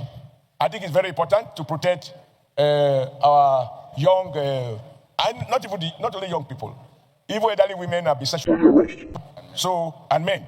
And like we spoke last week, in these days of gay movement and all obscene kind of that is gaining ground in some part of the world, what used to be restricted to men, to women, is now applicable to men. So even men now sexually harass other men. So our law should reflect the reality of where we are in. So I suggest that we add workplaces, in fact, any other place. Ọ̀rọ̀ ńlá òótọ́ ọ̀rọ̀ odidi òótọ́ ọ̀rọ̀ ni Òsì Ọ̀mọ̀lẹ̀ sọ ń bí wípé kí ló dé tó jẹ́ pé skul nìkan lẹ̀ ń wò. Ẹ pín káàkiri káàbí ṣe kárí ilé ẹ jẹ́ kó dé gbogbo iná kọ̀ọ̀kọ̀ sí ìjọba náà.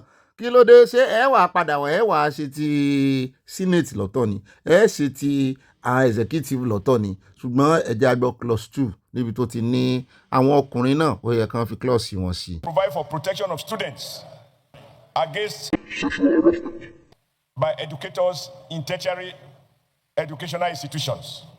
I have a couple of problems with this. First is that we are assuming that there is no such harassment. Senator Ademashomole, what you need to do, just go straight to your amendment, and then somebody will second, and then we'll go. Okay. Just count your amendment, read it, and then somebody will now second, and then we'll move ahead.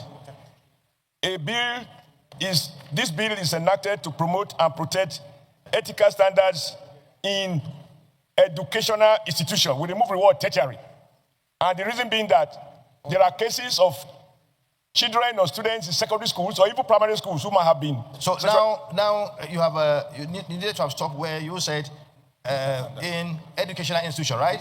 Instead of tertiary. Yeah, educational institutions instead of tertiary. Okay, now that is your amendment. No, there are additional amendments. Okay, why not just couch it and then you read, and then somebody will second and then we'll move.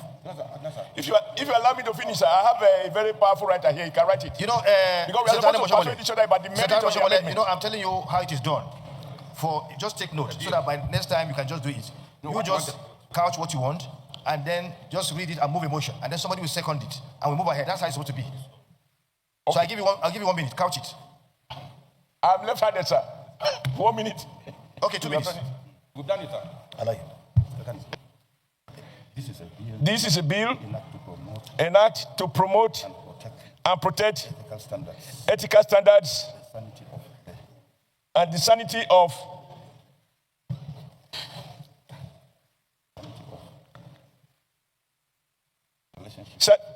of persons in relationships, authority, dependence, and trust, and respect for human dignity in Nigeria. Okay, now you've heard about this. To be replaced with the word person. If I'm not mistaken, Senator Shomole, sir? You see, you don't want tertiary institution to be mentioned. You want, like, educational institution to be mentioned, right? I just feel that it should not be restricted to educational institutions. Okay. Because even last year, just for your information, sir, last year, even in the Federal Civil Service, a PAMSEC reported that she was being by a minister. Thank you very much. You know what I'm trying to say? So that is why harassment should not be limited or confined to... Yes, sir. You know, when you have this... Anyway, now, okay, what you are trying to... Okay, now, your motion, you'll have said mutatis mutandis. So that wherever you have all those things, they will be changed in the bill, right? I'm got it. So, Mr. President, mutatis mutandis. Okay. Whenever we have the word educator, it should be institution, should be replaced by educational institution. Educational institution and any other place. Now, who wants to second this motion? And any other place. Seconder. No, you're taking, what you say is correct. Instead of, restricted to tertiary institution, let's make it educational institution, right? Mr. President. And what? Senator Anthony is talking about tertiary educational institution. So I think there should be an amendment. Who wants to amend? Chief. Thank you, Mr. President. Personally, a bill for an act to prevent, prohibit, redress in our society and for related matters, 2025. But this bill is restricted to our educational system. So it happens in our workplaces. It happens domestically. There are laws that deal with that. There are laws. Even these, there are laws that deal with... I mean, if you even go further, there's no need for this legislation because there are laws anywhere. At the airports, at the car park, and everywhere. Okay. But this one is a kind of, I don't know. Okay, let's now take it as educational institutions. Okay, and continue now a seconder. And say mutatis mutandis. Yes, mutatis mutandis. Okay, seconder. It has to be like that. Senator Adams Oshomole. The eyes have it. Mutadis. Èmi náà bá ń sọ òun náà lẹ́sìn gbọ́ yẹn argument healthy one argument tó yẹ kán máa argue rè nílé ìgbìmọ̀ aṣòfin bó ti jẹ́ wípé ẹni tó jẹ́ deputy senate president òun kọ́kọ́ fẹ́ kọ gbogbo ẹ̀ lẹ́pẹ́ àwọn òfin yẹn ti wà tẹ́lẹ̀ àwọn kankan ìkànnì àwọn senator náà wọn mọ ìdí tá àyà òfin lo fọ́nrán ẹ̀ wọn ò rí fọ́nrán ẹ̀ ní àbá lò òun náà ń jiyàn wípé àwọn ọkùnrin tí ó dàbí ẹni pé wọ́n fẹ́ máa attack àwọn ọkùnrin ni pé ó yẹ kán fi clause sí tí àwọn ọkùnrin náà ó fi lè gbèjà wọn wípé wọ́n fi clause sí òfin náà fẹ́ ṣe yìí o ẹ̀yin lecturer dà wọ́n fi clause sí tẹ́ fi lè gbèjà ara yín o wọ́n náà fẹ́ dìn yín mú ṣinṣin wọ́n fẹ́ mú yín sọ́wọ́ ni o àyà òun rántí fi fídíò yẹn sí ẹ mọ̀ bínú ẹ̀yìn yẹn wá ṣùgbọ́n wọn ò bá fẹnu sọ ṣùgbọ́n orí ọ̀sí ọmọlẹ̀ pé gan o ọlọ́run ọba mọ̀ orí ẹ̀ pé fún argument eléyìí tó dà sí wọn lágbádá yìí. ó rẹ̀ káàbọ̀ padà ẹja wá dé ká tó lọ sọ́dọ̀ Peter ẹ̀ka tó mọ́ sọ wípé orí burúkú lẹ̀ ṣì àwọn politician ni wọ́n bá ẹjẹ́ àdọ́dọ̀ Òkòǹkò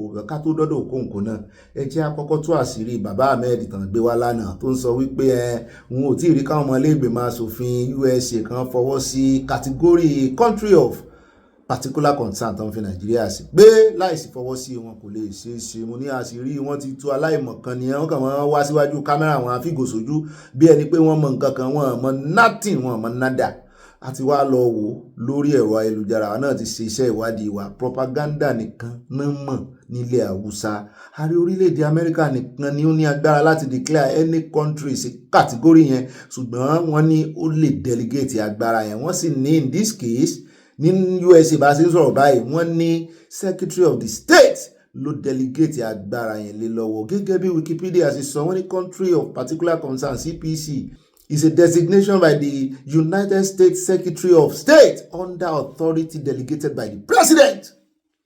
Pé kò sí ní tó kan lawmakers ń bẹ of a country responsible for a particular severe violation of religious freedom under the International Religious Freedom Act IRFA 1998 náà ti gbé òfin yẹn kalẹ̀. Òfin Amẹ́ríkà ni òfin ní already, kò ní nǹkan kan ṣe pẹ̀lú pé wọ́n tún ṣe ń ṣe àbádòfin lé lórí. Òfin ní already lábẹ́ IRFA.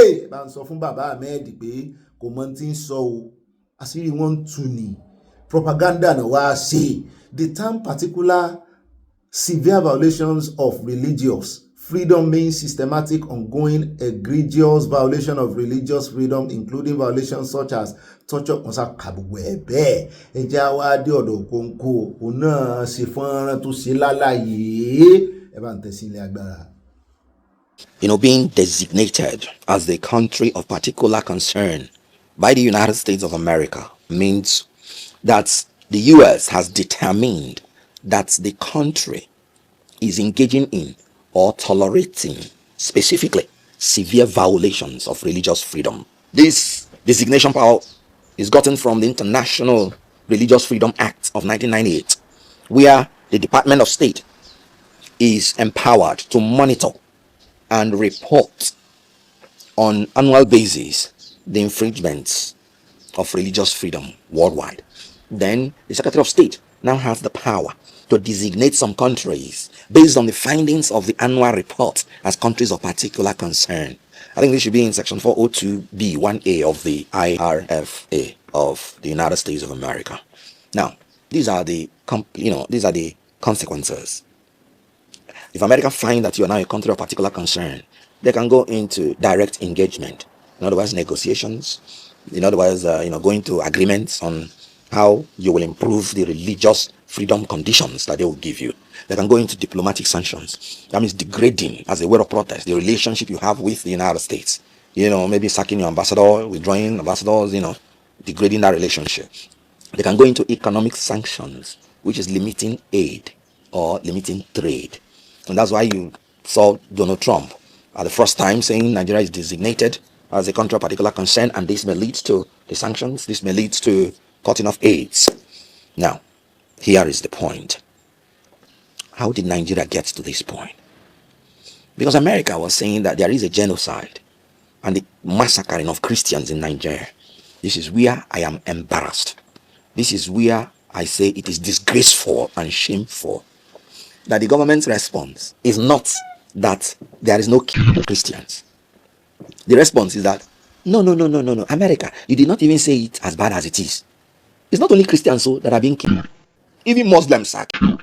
Even traditional believers are killed. Even everybody is killed. What a shame that a country, that a government whose duty is to secure the lives and welfare of people are given as a defense that not only Christians are being killed, but Muslims, everybody is being killed also.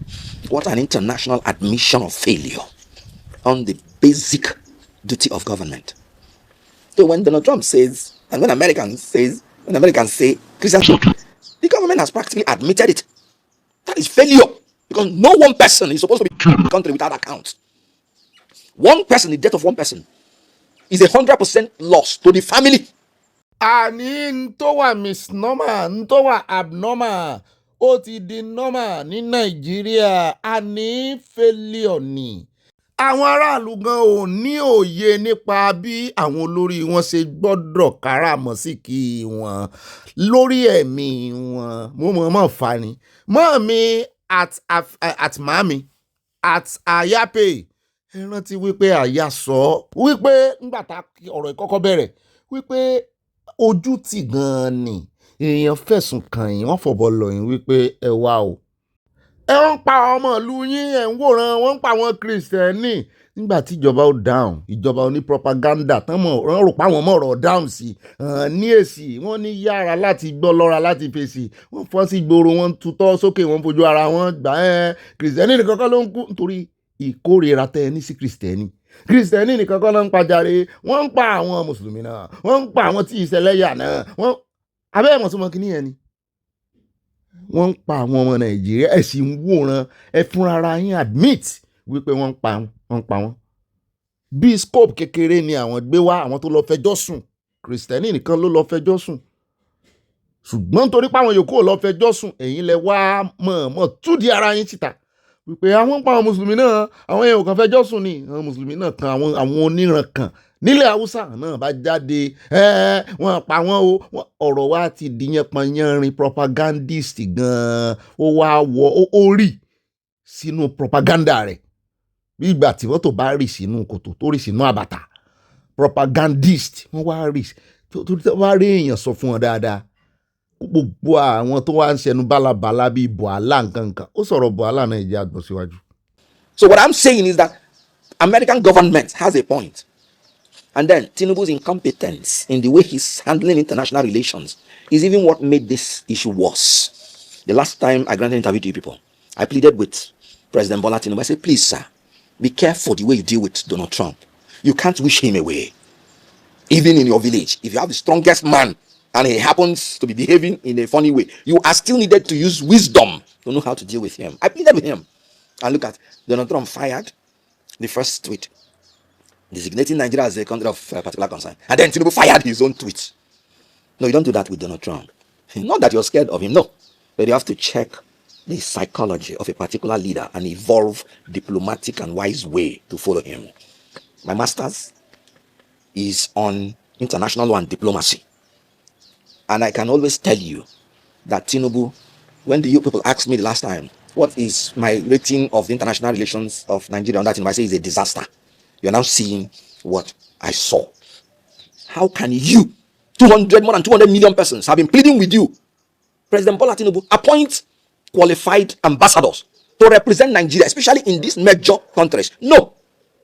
You want to do only the things you want. And you know, because of the condition of your body and mind, at times you do not take reasonable decision. Daniel Bwala, when his brain was still working, because he was the one who said if you enter APC, your brain stops working. When his brain was still working, he described Tinubu's government as a government that has audacity of hypocrisy and hypocrisy of competence. Meaning Tinubu has the audacity to take decisions, but he ends up taking hypocritical decisions, meaning wrong decisions. Meaning that when Tinubu is purporting to be competent, there is no competence in it, it's simply hypocritical. This is the exact word of Daniel Bwala when Tinubu decided to choose a fellow Muslim to become his vice president. Now, we are paying for it.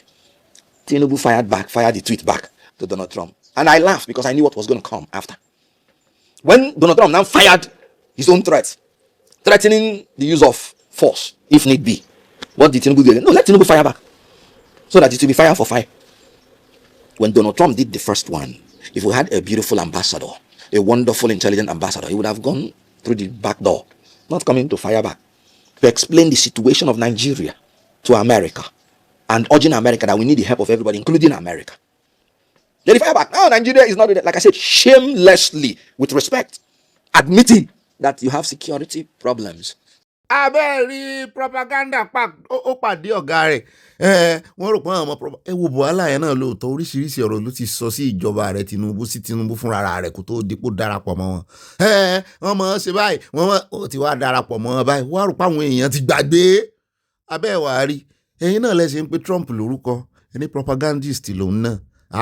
Ó lè lo mẹ́sì ó lè tọ́ ọ̀gá yín lọ́lọ́run rán sí yín bọ́lọ́run ó bá mú yàn náà ẹni tó jù lọ nínú iṣẹ́ kan náà tọ́jọ́ ń ṣe nínú ìrìn àjò kan náà àti ipa kan náà tọ́jọ́ ń tẹ̀lé òun lọ́lọ́run ó rán sí ẹni tó lágbára jù yín lọ́lọ́run ó rán sí kò tó bẹ́ẹ̀ ẹ wá ń kó tí lọ ẹ mọ lọ́ọ̀tọ́ àwọn tó ṣe international law local law tí yín gan ẹ tí ì múṣẹ tán àwọn lọ́ọ̀tẹ́ kọ́lẹ̀ kì í ṣe ojoojúmọ́ náà ọmọ Nàìjíríà ń pariwo lẹ́yìn lórí pé ẹ tún 199 jàre ẹ tún 1999 constitution ẹ tún kọ́ṣẹ́ ẹ dáhùn.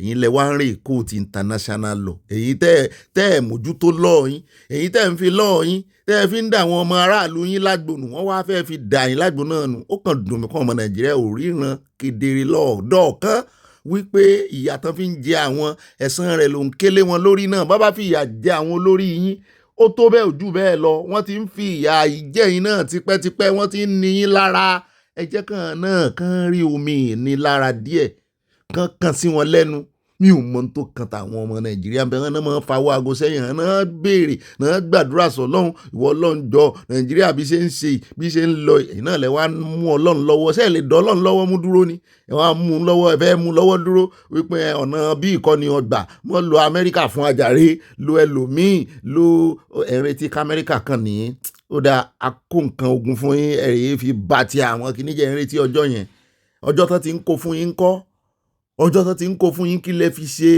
ẹ̀yin ìka kì í sáwọn olórí ni mò ń bú ní ìsinyìí o àwọn ọmọ ẹ̀yìn ìka ni yín ìka ẹ̀yin lẹ ń ṣera yín àbí ìṣẹ́jú wa kọ́ni lánàá tó tún ń gbowó nídìí ìdìbò wọ́n sì pariwo bòsí pọ̀ Nàìjíríà Ọlọ́run gan ti dá àdúrà àwọn mọ̀ pé àdúrà àwọn alábòsí rè Ọlọ́run gbà wá Ọlọ́run ṣàánú wa Ọlọ́run ṣe àìmọye opportunities lọ́lọ́run ti taari sí nkẹ́ àwọn tán ti fọwọ́ ara wọn yẹ̀yẹ́ wípé jọ́jọ́jọ́jọ́ Ọlọ́run kọ́ lélẹ̀ jọ́jọ́jọ́ Ọlọ́run kọ́ lélẹ̀ wọ́n màdúrà gbà ṣùgbọ́n wọn ní òye ìgbà tọ́lọ́run bá fẹ́ dáhùn àdúrà àwọn ìwọ tó ń bọ́ lọ́hún sọ̀rọ̀ ẹjọ́ pẹ́pẹ́pẹ́pẹ́pẹ́ bíi typewriter tó o bá lo 1 hour wájú Ọlọ́run ìwọ ló sọ̀rọ̀ 59 minutes 59 seconds 1 second yòókù lọ́lọ́run ó fi ọlẹ̀ pé òun ti gbọ́rọ̀ rẹ̀ ó wá fẹ́ dán lónìí náà ó tún lóye ó láwọn èèyàn mi ń ṣègbè nítorí pé wọn ò ní mọ̀ kò sí ìmọ̀ fún ọmọ Nàìjíríà I'm sorry to say.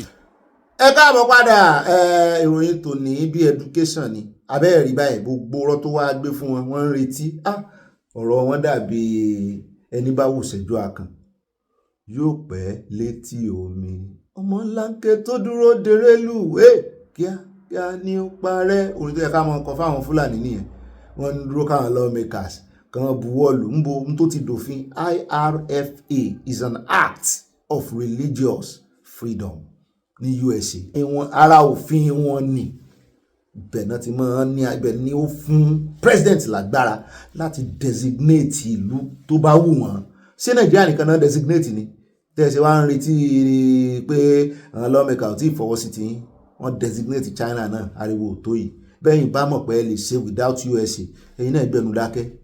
Cuba náà wọ́n designate wọn rí ní 2021 náà tẹ̀ ti designate wọn as sponsor of terrorism SST náà fáwọn yẹn sí wọ́n jẹ́ pé ibi tán máa fi Nàìjíríà sí gbòǹgbò bá yánu state to sponsor terrorism SST state sponsor of terrorism náà fi Cuba sí. Ariwo tí ń ṣe wàrà pọ̀ tẹ́ ẹ bá mọ̀ pé kò kàn yín lára. Ó dá o nínú ìròyìn tí ó mọ̀ tẹ̀lé báyìí já sáré dé ọ̀dọ̀ bọ̀dà Fani Káyọ̀dé èmi ò tí ì mẹ́ntán dárúkọ náà ní Kwara ò tán lóun gangan ni igi wọ́rọ́kọ́ tí ń dáná rú wọ́n lóun gangan ni principality and power wọ́n ló mọ̀ ń pa ọ̀rọ̀ bandits ẹ jẹ́ àkàn gbọ́. Like so many, because you see, you need to have a heart of compassion. You need to be a man of compassion to understand this. I know some governors that really don't care. I'm telling you, I know them. They don't care. 100 people still last time. It's not. I hope none of them. I hope you knew none of them. I hope that as long as it doesn't affect them directly, they don't care. But this particular person rose up to the occasion. And I witnessed it. I spoke with him. I interacted with him. The number of places he went to, he kept running up and down to the service chiefs, to the government, everywhere, because he was horrified. Because this was not happening in Kwara before. And of course, it was all being stoked by the previous administration and another person that used to be governor, who and at one point or the other, unleashed a whole army of people on his own people in a place called Ofa, I believe it was Ofa, where people, you remember a few years ago, they went there, they killed hundreds of people, robbed about 4 banks, all under the direction of a man that used to be the governor of that state. I have not mentioned any names. Who the captains let him wear it. So Kwara was traumatized then, and that individual has tried to introduce that trauma into the state again. But luckily, Kwara has a governor that cares not just about Muslims, even though he's a Muslim, he cares about Christians as well. ẹ jẹ́ àgbà báyìí mọ́ lẹ́nu ahọ́n ti ń gbé wọ́n bá ti fẹ́ gba nǹkan wọ́n bá ti fẹ́ sojú ayé mọ́ ṣe nù àwọn òkú dáko èèyàn kan ó ń yìn èèyàn kan ó fi ń ba tèèyàn kan jẹ́ ni gbogbo yín náà lẹ mọ̀ ẹ máa túnbọ̀ tán wọn ẹ mọ̀ wọn náà ẹ mọ̀ ìdílé wọn oyeye yín ẹ mọ̀ ní tán jọ ọmọ tẹ́yà bá bilẹ̀ yá mọ́ jọ ṣùgbọ́n ọjọ́ ẹ̀san ń bọ̀ fún gbogbo wọn gbogbo ọ̀pọ̀lọpọ̀ àwọn èèyàn tán rò pé àwọn ọmọ ọ̀rọ̀ ó ní tiẹ̀ lọ́wọ́ o tó burú jáì o ṣọ́ọ̀ṣì ni ti ń sọ̀rọ̀ bẹ́ẹ̀ bá sì rí orí tébù rẹ̀ ẹ bá ń sún kámẹ́rà òkè sẹ́yìn náà ti rí kò ṣe bí ìgbà tó fẹ́ wá preach o ó mọ̀ pé àwọn oníròyìn wà ní o ṣọ́ọ̀ṣì gangan ló ń fi ń bojú ní ìsìn ó mọ̀ pa èmi ò sọ pé ẹni tó dárúkọ pé kò sí bẹ́ẹ̀ o ṣùgbọ́n wọ́n ní kó o tó yọ pin ojú olójú kọ̀kọ́ yọ tiẹ̀ náà wọ́n mọ̀ wá mọ ọ̀gbẹ́ni dáadáa wọ́n mọ bàbá rẹ̀ gan bí Yorùbá ó bá sọ̀rọ̀ wá ní ta ń bàbá rẹ̀ ńlẹ̀ yìí ìtumọ̀ rẹ̀ ni pé wọ́n fẹ́ mọ̀ délé wọ́n fẹ́ mọ ilé tó ti wá wọ́n fẹ́ mọ àtúbọ̀tán yín. ó lè jẹ́ kún bẹ́ẹ̀ jàre ẹjẹ́ àdọ́dọ̀ Peter Eka ẹ̀rọ ká tó wá lọ sọ́dọ̀ Peter Eka ẹjẹ́ àkọ́kọ́ dé Ọ̀ṣun State níbi táwọn mùsùlùmí bẹ̀ ti pariwo wípé àwọn ló kàn ó wọ́n ní àwa ló kàn àwọn ẹgbẹ́ mùsùlùmí kan ló tẹ́wọ́ béèrè ẹ̀tọ́ wọn bí olódòdẹ náà ṣe béèrè lọ́jọ́sí mo ní ṣé wọ́n tún ti ń fi ẹlẹ́sìnmẹ̀sìn rotéètì ìṣèjọba ní àyà ní ṣe bí wọ́n fẹ̀sìn ṣe ti federal tó fẹ́ dẹ̀sìn mọ́ wọn lọ́wọ́ báyìí pé tó bá yá wọn máa fẹ̀sìn gbàyàn síṣẹ́ mo náà ti ń ṣe wọ́n fẹ̀sìn gbàyàn sí school gan admission ibi ìyàwó kan sọnù comment section ṣùgbọ́n táwọn aráàlú òyìnbó bá fẹ́ fẹ̀sìn deny wọn ní visa àwọn náà kọ́kọ́ máa ń fi gbé ta pé wọ́n ń fi ẹ̀sìn wọ́n fi deny wọn visa èyí sì ń fẹ̀sìn ṣe àwọn èèyàn léṣe mùsùlùmí gbé epo bẹntiróòlù dání Nàìjíríà ni ò ẹni kí náà fẹ́ fi ṣe ẹ lísìn délẹ̀ wọ́n ní kìrìsìtẹ́nì náà mú láìtà àti ìṣáná dání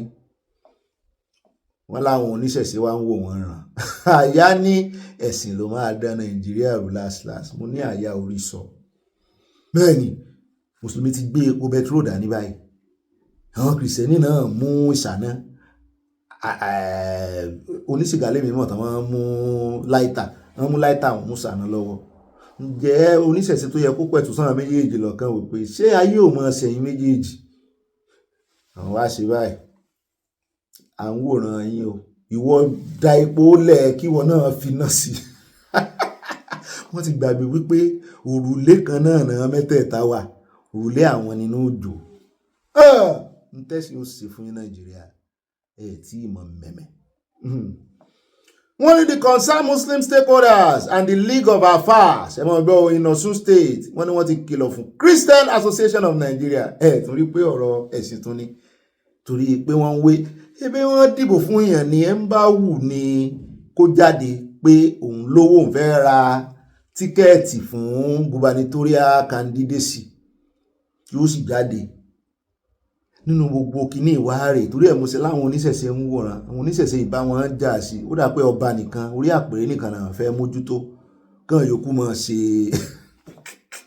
nígbò jẹ́ pé wọ́n bá búra fún wọn náà láwọn politician náà nínú kan fi kìíní búra fún wọn Quran tàbí kan fi bíbélì búra fún wọn mi ò tí ì rí bí wọ́n ti ń fi Ṣàngó búra fún wọn rí mo oníṣẹ̀ṣe wọ́n sàn yàn yín jẹ ẹ̀sìn wàá ṣe báyẹn owó yín sì lágbára àbílẹ̀ wa.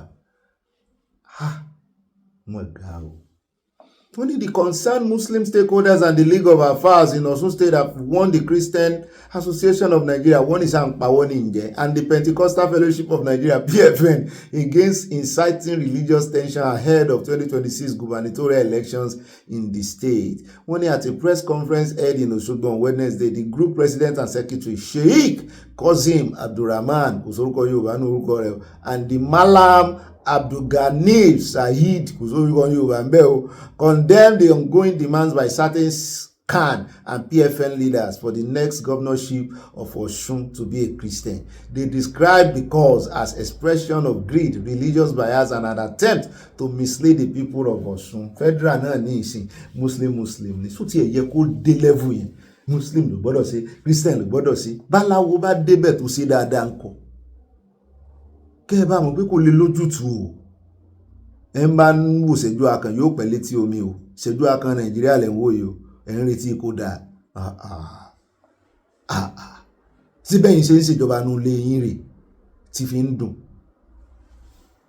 The stakeholders pointed out that all military administrators since the creation of the state on Wednesday, August 27, 1991, have been Christians and noted that the current government operates under a Christian leadership structure.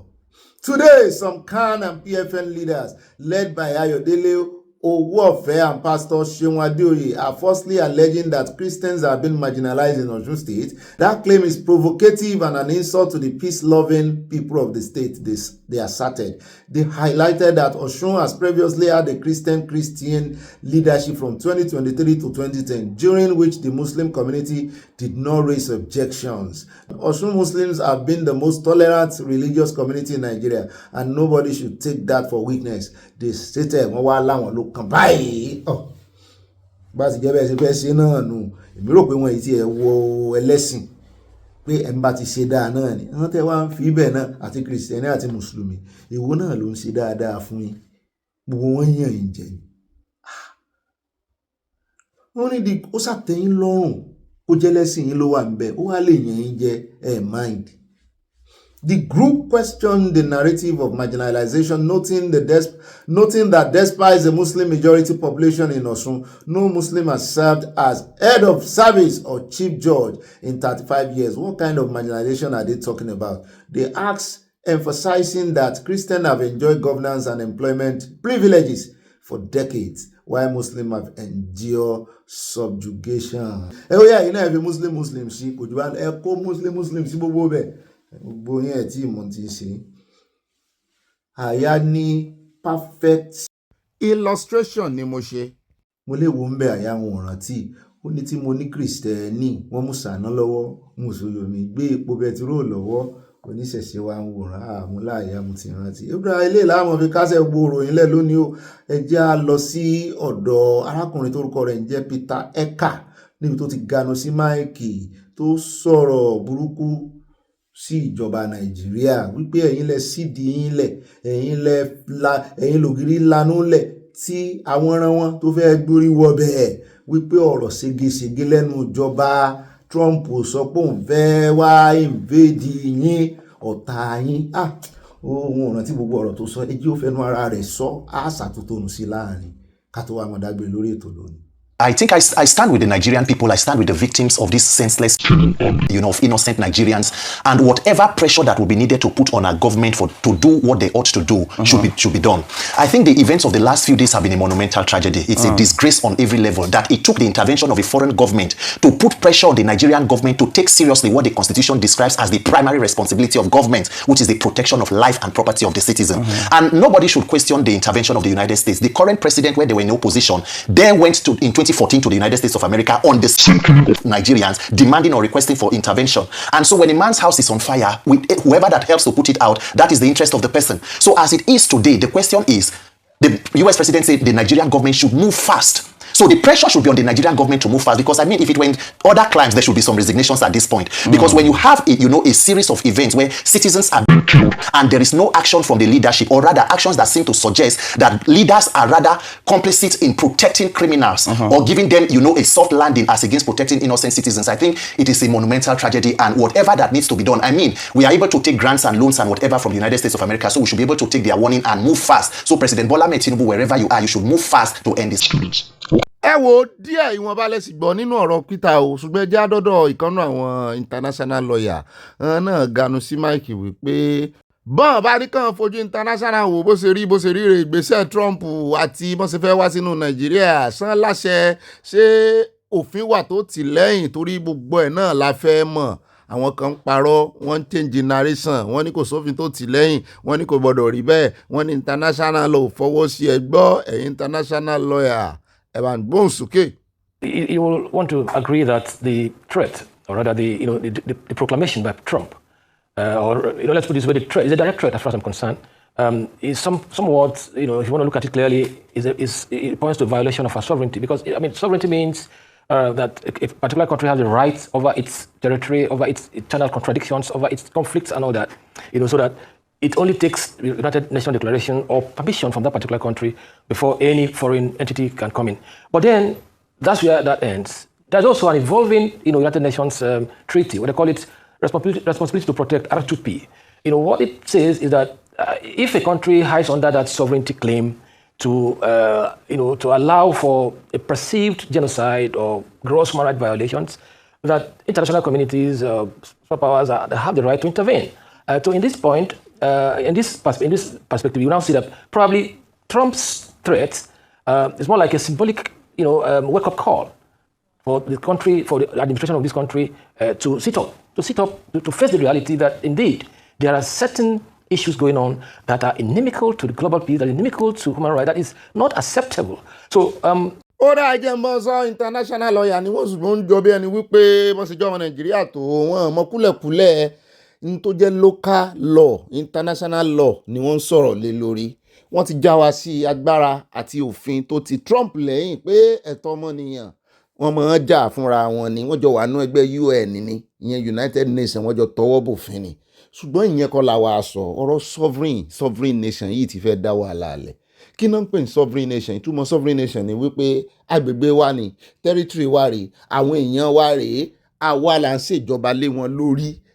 Orílẹ̀-èdè mi ò kàn lè dédé ó kàn dàbí ọ̀rọ̀ Russia àti Ukraine tí Russia ń sọ fún Ukraine pé wọ́n gbọ́dọ̀ lọ join NATO tí Ukraine dẹ̀ ń sọ fún wọn wípé sovereign nation làwọn àwọn èèyàn àwọn fọwọ́ sí ṣùgbọ́n clause kan tí Russia dúró lé lórí tán fi ń kógun ja Ukraine táwọn èèyàn rántí náà ni wípé àwọn kan ní agbègbè kan nínú Ukraine wọ́n pọ̀ díẹ̀ báyìí tán súnmọ́ Russia àwọn ni wọ́n sign petition pé àwọn fẹ́ join Russia táwọn ò bá Ukraine ṣe. Ṣé ẹ rí sovereignty kì í ṣe ìjọba ló ní sovereignty orílẹ̀-èdè kankan o àwọn aráàlú bẹ̀ ló ní o ibi tí sovereignty ti wá nìyẹn o àwọn aráàlú ló ní sovereignty so torí wọ́n ti mọ̀ pé táwọn bá fún ìjọba ní sovereignty gbogbo orílẹ̀-èdè sí ni wọ́n ti mọ̀ pé tó bá jẹ́ pé ọwọ́ ìjọba lágbára sovereignty wà wọ́n máa fìyà jẹ àwọn aráàlú wọn téèyàn kankan ò sì ní dá sí láti orílẹ̀-èdè míì kí wàá ní láríjà UN. So tẹ́ ẹ bá ti rí orílẹ̀-èdè kan tó ń pariwo sovereignty ṣùgbọ́n táwọn aráàlú bẹ̀ irú ní ìsinú Nàìjíríà ní ìsìn àwọn aráàlú ní Kristẹni tó ké gbàjarì àwọn aráàlú ni wọ́n sì lẹ́rìí lọ́wọ́ pé àwa la ní sovereignty o lọ́ọ̀yà kan sì ti kóòtù lọ́ọ̀ fún arí lórí ọ̀rọ̀ sovereignty wípé ẹ lọ section kí ni náà ló ń jẹ ta mo rántí section yẹn mọ́ ṣùgbọ́n ló ń jẹ ta tá a tún ṣe screenshot ẹ̀ lò sórí screen wípé sovereignty of Nigeria is deriving its power from its people. Pé kò sí sovereignty tí àwọn olórí yín lè mọ pariwo sovereignty ni o lè wá wọn láwọn èèyàn bẹ̀ gangan ló ní sovereignty àwọn èèyàn tán sí ń pa náà ló ké pé Amẹ́ríkà pé kan wá gbà wọ́n. Ẹ jẹ́ á gbọ́ díẹ̀ sí lórí ahọ́n Peter ká tó kó lórí ètò. Almost confined to the forest. We had the infamous Sambisa forest. Today, under the APC government, terrorists are holding stakeholder meetings with security officials and government. So we have a situation where we have security and insecurity officials holding meetings, brandishing and giving advice on how it should be run. President Buhari took out $1 billion from excess food account and invested in insecurity. Somehow it exploded. When it was under Jonathan, where the President Tinubu now called on the competence of President Jonathan and asked him to resign, insecurity was almost localized within the northeastern region. Under the APC, the military is in active service across 36 states and the FCT. So right now, as it is, the question will be what exactly is being done, and then you come as a president under this kind of administration, you outsource issues of defense to the national security advisor, and guess what? The president is chairing the Ministry of Petroleum. In a country where the last time President Tinubu traveled on a vacation, more than 100 persons were killed in a space of 2 days. That president is heading Ministry of Petroleum and not Defense as Commander-in-Chief of the Armed Forces. So when you see this level of mischief across board, people are being killed, bandits will hold peace deal, the next day they are also carrying out attacks. It calls to question the capacity of the government to protect its people. Okay. So the same question that President Tinubu asked the Goodluck Jonathan administration should be thrown to him. Has the APC-led federal government lost the capacity to protect Nigerians? If so, then they should take the advice they give to the administration. But if not, please heed the advice of Mr. President Donald Trump and move very quickly to end this killing. Okay, let's get back to you, Peter. You know, how do we separate Islam from extremism? Because how do we do that without demonizing peaceful Muslims themselves? Yes. But yet, at the same time, not allowing extremists to hide behind religion. How do we find a balance? We must be honest with ourselves as a people. There are the majority of Muslims, I have Muslim friends, we relate with them, they are peace-loving people who just want a country to thrive. The question is, there is a problem when you always need to say that a religion is a religion of peace. That statement is because religion should not be otherwise. And the leadership of, the northern part of the country must be honest with themselves. Is illiteracy and certain social vices being weaponized against the people? What kind of Islam, we must ask ourselves, is practiced in Qatar? What kind of Islam is practiced in Saudi Arabia? what kind of Islam is done in United Arab Emirates and in Bahrain that are moving technologically, growing and prosperous for across the citizens? How has our own religion only turned out to produce insecurity, poverty? How many of the children of the elite northerners are engaged in the kind of Almajiri system that they push forward? So we must come to the understanding that every person who is at the baseline, who is not at the upper class of society, is a victim. Religion is only being used as a cloth to cover what happened when Deborah Yakubu was killed in Sokoto State, Usman Danfolo. Yes, stoned to death. Who was arrested? How many people were prosecuted? Some northern leaders who put out a tweet had to delete it for fear of backlash. There is a problem with that kind of society. In 2016, Deaconess Olawale Eunice, a redeemed Christian Church of God evangelist in Kubwa, was butchered to death. Who was arrested? Who was prosecuted? The vice president in that administration was a redeemed pastor. What was done about it? So when there is a track record of a failure of the judicial system where there is selective justice, then everybody becomes a victim. At this point now, if Christians, or there is a perception that is Christian genocide, and then Muslims also believe that Muslims are it's not an opportunity for everybody to unite and say, look, we are all victims, let us take this out. So it lies on the leadership of even both religious sectors and also the people to know that in the end of all of this, when all is said and done, those of us who do not have the opportunity, in Nigeria, one of the offenses you will commit is to be poor. Whether you are Islam or Christian, the only person who that Sharia one time has caught was somebody who stole, his hand was amputated. A governor in the north was caught on camera receiving dollar and stacking inside Babariga. The president at the time said that the video was probably doctored. So laws are meant for the poor. So you can even recite the Quran from back to back, but when it comes to the issue of dispensing of justice, you may not be held to the same standard with an elite or somebody of opportunity. I think it was the late Sani Abacha who said when insecurity lasts beyond 24 hours, then there should be the hand of government in it. The former Nigerian Minister for Defense, our first Minister for Defense, T.Y. Danjuma, stood on a platform in Taraba and made a bold statement. He said the military, they are not neutral. They collude with the terrorists. A minister for defense. What was the investigation that was carried out? We have seen pictures and videos and allegations of where terrorists were found in certain government houses and nothing was done about it. So when there is a perception that instead of protecting life of citizens, persons in government, why is it that insecurity has become almost a multinational economic investment? The more money you pour into it, the more it increases. So definitely it has become business. ẹ bá ń pàtẹ́wọ́ fún Peter ó sàǹdì dáadáa kí la tún fẹ́ sọ lé lórí mọ́ Danjuma sọ̀rọ̀ àlò nínú Abala Lerefe ẹ wo gbogbo ọ̀rọ̀ tí Peter sọ dálẹ̀ ìkànnù wọn fagbádá kówó lọ́jọ́ sí dòní kò sí nǹkan kan tán rí ṣe sí bẹ́ẹ̀ náà sì ni Danjuma ní àwọn alábọ̀dé gangan ní àwọn ọ̀gá ológun ìkànnù wọn sàsọ̀rọ̀ lánàá náà àwọn ọmọ Haúsá tó ń fọ́tọ́ sí kámẹ́rà wípé Danjuma ó ń wọ̀nù Danjuma tó ń sòótọ́ sókìlẹ̀ wa ń retí kí lẹ̀ ń retí Tinubu sì ń wò wọ́n kí lẹ̀ ń retí kó dànù Nàìjíríà ẹ pẹ̀lẹ́ tí omi ìṣẹ́jú àkànlẹ̀ ń wò.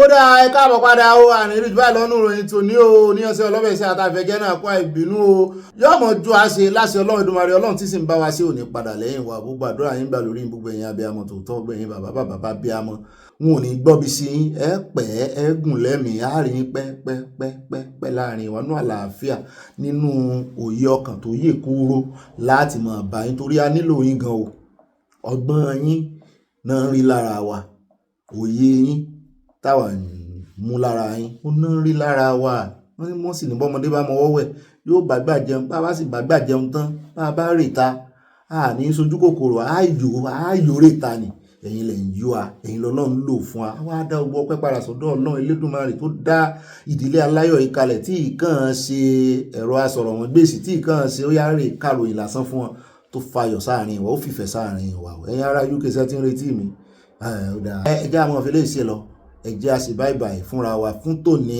àápàdé lọ́la láṣẹ Ọlọ́run Èdùmàrè ṣùgbọ́n fún gbogbo ẹ̀yin tẹ́ ẹ bá ráàyè abalẹ̀ ń bá ráàyè ẹjẹ́ a lọ sọ́dọ̀ arákùnrin àwọn ọmọ Haúsá kan wọ́n ń sọ̀rọ̀ sókè dáadáa wọ́n sì lẹ́yìn wọ́n ṣàbòsí wọ́n wà lẹ́yìn nǹkan kan mọ́ sápamọ́ torí èèyàn lè sápamọ́ sẹ́yìn nǹkan kan kò ṣeé sásí wọ́n rí ọ kedere ni sọ̀rọ̀ sókè ló dífá fún gbogbo protest ìsọnù tán ṣe é kiri gbogbo bí àwọn tẹnu wọn rùn tán fọyín tán ṣe ń jáde náà àwọn ọmọ Fúlàní wọ́n fẹ́ẹ́ kan eyín sí kámẹ́rà wọ́n fẹ́ẹ́ kan ìtọ́ sí kámẹ́rà lánàá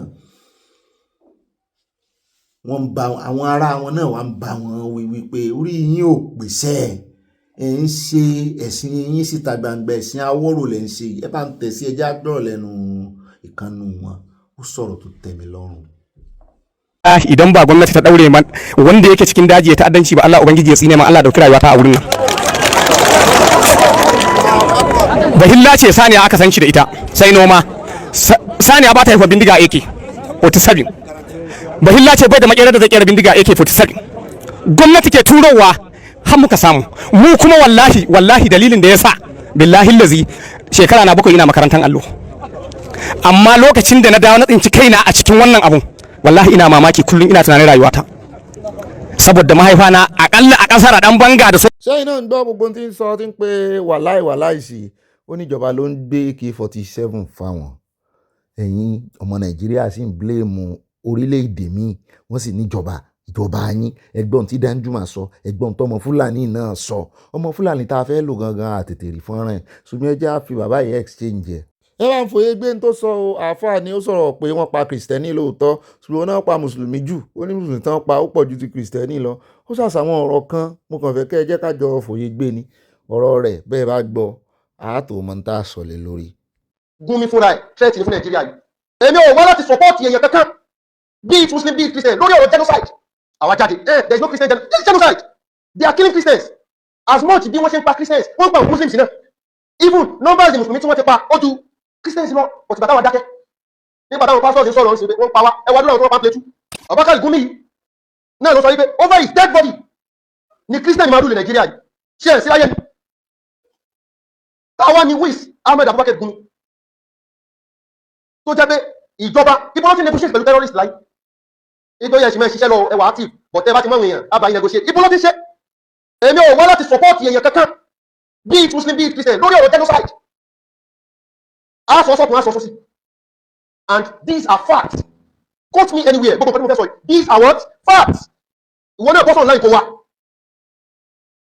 head of Nigerian Army chief of defence staff wa Christian ni Olúfẹ́mi Olúyẹdẹ IT wa Inspector General of Police Christian ni Káyọ̀dé Ẹgbẹ́tókun and the Nigerian security tracker data collected by Council on Foreign Relations mo bluff o mo mọ̀ nǹkan tí mo sọ o nǹkan tí mo sọ yìí quote me anywhere wọ́n náà wà data wọn sọ wípé Boko Haram wọ́n ti àtàkì 83 churches wọ́n dẹ̀ àtàkì 72 mosques ṣé ẹ tẹ̀lé mi Boko Haram ti pa more than 2,000 Muslims Boko Haram ti pa more than 1,500 Christians èwo ló pọ̀ jù ẹ̀dá mi lò but we do not have business with the figure we do not have business with the figure.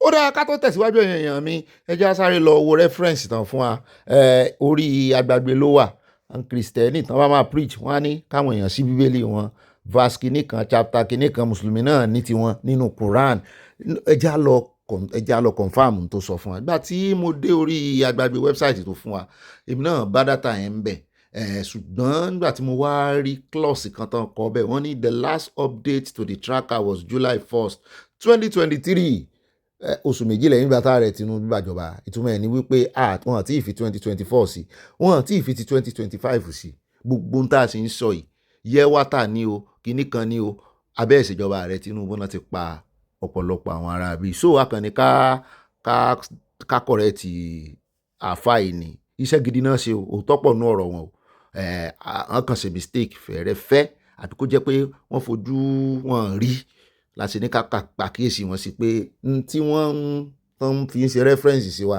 kò wá updated o. ó dàbí tó ṣe gbogbo ẹni gbogbo àwọn people yìí gbogbo anáà làwọn fídíò wáyé tí wọn ní tàbí ẹ wípé àwọn Muslims ni wọ́n gbé ọmọnìyàn báyìí wọ́n gbé síwájú kámẹ́rà báyìí wọ́n dẹ̀ bẹ orí ẹ̀ wọ́n dẹ̀ mẹ́fà ìdàsókè Allahu Akbar ṣé Christian ló mẹ́fà Allahu Akbar ṣé àwọn Júù ni wọ́n sọ Allahu Akbar ṣé àwọn oníṣòwò ni wọ́n sọ Allahu Akbar ẹ jẹ́ bọ́lá sọ gbọ́dọ̀ náà wọ́n àsìkò yẹ ká ṣe ni àwọn èèyàn kan nígbà táwọn Boko Haram bẹ̀rẹ̀ wọ́n mọ̀ sọ wípé jihad ni wọ́n ṣe jihad láwọn olórí kíkú káfà kan jáde kó máa sọ pé jihad láwọn yẹn ṣe. Now let's go back to the fact tún lélẹ̀ ó lè wà Nigeria is the largest Islamic Christian on earth ìlú tó jẹ́ pé bí mùsùlùmí ṣe pọ̀ ní Christian náà ṣe pọ̀ mo sọ pé mùsùlùmí Nàìjíríà ló pọ̀ jù má sì mí gbọ́ ká sọ pé percentage mùsùlùmí sí Christian bó ṣe pọ̀ jù láyé Nàìjíríà ni quote me anywhere wọ́n náà lọ wà tọ́lọ́ náà sọ fún wa nínú Al-Qur'an wípé walau sha'a rabbuka laja'ala an-nasa ummatan wahidatan wa la yazaluna mukhtalifin tó bá wù Ọlọ́run á ṣe everybody Christian tó bá wù á ṣe everybody Muslim tó bá wù á ṣe everybody lẹ́lẹ́bọ̀ wa la yazaluna mukhtalifin Ọlọ́run yẹ ní gbò ní wà lójú kan náà Ọlọ́run ti sọ ìnà ayé Al-Qur'an ni Ọlọ́run ti sọ fún wa wípé walawla daf'u Allahi an-nasa ba'dahum bi ba'd Ọlọ́run tí èbá ṣe wípé a fi apá kan dáàbò bo apá kan mùsùlùmí ò gbọdọ̀ sọ pé torí tí wà nínú kan lọ́lọ́run ṣe ṣẹ́kù Nàìjíríà orí ọlọ́yọ́ Christian ọgbọ́dọ̀ sọ́tọ̀ àdúrà wọn ni pé ló jẹ́ kí Nàìjíríà ṣẹ́kù onírọ́ ni wọn náà wàláhì àwọn bàtálá ní onírọ́ ni ọlọ́ni wà lẹ́wọ̀lẹ́ ẹ̀dẹ́ fún ọlẹ́yìn mẹ́sẹ̀ bá àtọ́kùn bí bá àdé tí ò bá ń ṣe pé a fi apá kan dáàbò bo apá kan ni làhú dìmẹ̀ sọ́wọ́mì ọlọ́ni gbogbo bí táwọn fàdá tó máa ń kójọ sí gbogbo ẹni ò bá ti panu wàbí àrùn gbogbo àwọn churches ni ò bá ti panu wọ́n sọ̀lẹ̀ wọ́ọ̀tún gbogbo àwọn sinagogu táwọn èèyàn lọ ń ṣàdúrà ṣẹ̀ síbẹ̀ gbogbo ẹni ò bá ti panu wọ́n masajidu yuzkaru fiha hasmullah àti gbogbo àwọn mọ́sálásí táwọn èèyàn ti ń dárúkọ náà tí ì bá ń ṣe pé à ń fi apá kan dáàbò bo apá kan ọlọ́run wọlé àwọn èèyàn kan mọ́ra wọn lára ni. ohun tí mo wá fẹ́ lò mẹ́sẹ̀jì eléyìí títí wá ní ẹ́ tó ní kálukú lọ́mọ wá mẹ́sẹ̀jì mi fún orílẹ̀-èdè yìí tó ń jẹ́ Nàìjíríà nínú constitution Nàìjíríà section 14 subsection 2b mo ò nílé kó ti torí àsìkò àmọ́ sọ fún wa pé security aráàlú ìjọba ló gbọdọ̀ provide security fún wa o ìjọba ló gbọdọ̀ ṣe kí ni kó provide security fún wa but ibo ni problem wa báwo la fáwọn kan ṣe jáde mẹ́ẹ̀ sọ wípé ó fẹ́ negotiate pẹ̀lú àwọn terrorist yẹn àwọn bandits yẹn àwọn kìnnìkan bàbá ti negotiate pẹ̀lú wọn ara àwọn èèyàn tí wọ́n kó gbà àti ni ṣé bá fà yẹn mo dẹ̀ sọ fáwọn èèyàn politics ti ba ẹ̀sìn jẹ́ nínú Nàìjíríà yìí pàtàkì jùlọ ilẹ̀ Yorùbá yìí nítorí àwọn èèyàn kan náà fẹ́ tako ilé kéwọ́n láwọn wọ́n fẹ́ tako metas alọ́ ń gbé àwọn ìzálà alọ́ ń gbé wọn wá sí ilẹ̀ Yorùbá yìí problem tí wọ́n dálẹ̀ náà títí òyìn tán òun là ń fọ àwáyàn o àti lo Wahhabism ideology kò work ẹ̀tún ti lọ gbé àwọn ìzálà náà wá ṣé kan ló fọ́ọ̀mù ìzálà ni Gumi tó ọbẹ̀ yìí bí bàbá yìí náà ṣe disturb Nàìjíríà ni ẹ̀ negotiate pẹ̀lú terrorist nítorí kíni fact òun ni ìzálà tó sọ yìí wọ́n dá ìzálà lẹ́ 1978 ní Jos wọ́n ta arákùnrin kan ní Sheikh Ismail Idris yẹn ọmọ iṣẹ́ lára àwọn ọmọ kéwù Abubakar Gumi bàbá Ahmed Abubakar Gumi òun kí ló fà nígbàtí Ahmed Bello kú 1966 torí wípé àfáà ní laysa bi insanin wala aqilin man la ya'i tarikha fi sadrihi wa man wa'a akhbara man qablahu adafa a'maran ila umrihi àfáà ní bàbá sọ pé èèyàn dà ẹni tí ìbá ha ìtàn tí èèyàn rántí ìtàn tó bá ní èèyàn dà kò gbọdọ̀ pẹ̀rẹ̀ léèyàn tó bá ní onílàkà ìdà ẹni tí ìbá rántí ìtàn kò gbọdọ̀ pẹ̀rẹ̀ ní onílàkà ì wa man wa'a akhbara man qablahu ẹni tó bá ha ìtàn àwọn tó ti kọjá tó mọ̀ adafa a'maran ila umrihi ó ti jẹ́ kí ọjọ́ orí mi lékún yìí ti ń bẹ lára rẹ̀ torí tó bá rí nǹkan tó fẹ́ wọ́ yóò wí pé irú ẹ̀ ṣẹlẹ̀ lánàá kò gbọdọ̀ ṣẹlẹ̀ ní bàbá rẹ̀ yìí ní 1966 tá Ahmed Bello kú lára àwọn ọmọ tó ń bẹ lẹ́yìn Ahmed Bello yìí Abubakar Gumi yẹn ó bá wò yí pé ẹni tá fẹ̀yìntì ló ti lọ yìí pẹ̀lú political ambition àti gbogbo ẹ̀fọ́n ní kí láṣẹ lòun náà bá wò yí pé ẹ jẹ́ ká fọ́ọ̀mù nǹkan kan àmọ́ a ní alliance pẹ̀lú Saudi tá a mẹ́ sọ wípé a fẹ́ bá àwọn oníṣúfì jà ní àwọn kọ̀dírí àti tìjàníyà ìkan tó bí ìsàlámì àti political ambition Abubakar Gumi náà ló sọ wípé over his dead body ni Christian Madule Nàìjíríà yìí ṣe ẹ̀ sí láyé ní táwọn ni wis Ahmed Abubakar Gumi tó jẹ́ pé ìjọba ibo ló ti negotiate pẹ̀lú terrorist láyé ibo yẹ ṣe mẹ́ ṣiṣẹ́ lọ ẹwà active but ẹ bá ti mọ́ èèyàn àbáyé negotiate ibo ló ti ṣe the only thing tó lè ṣe fún wọn tọ́bá láwọn ò terrorize mọ́ wọ́n lè reorientate wọn kí wọ́n fi wọ́n sínú system wípé wọ́n ṣe ìjọba wọn ṣe kíní kan ẹ dákun àwọn tí wọ́n ṣe èyí kí ni wọ́n pera wọn mùsùlùmí ló pera wọn so tí wọ́n bá ń lébẹ̀lì wa láti ta iṣẹ́ tó yẹ káwà fáwọn máa ṣe rẹ̀ wípé èyí tí wọ́n ń ṣe yóò ń ṣe ìsìlámù àbájáde there is no Christian there is genocide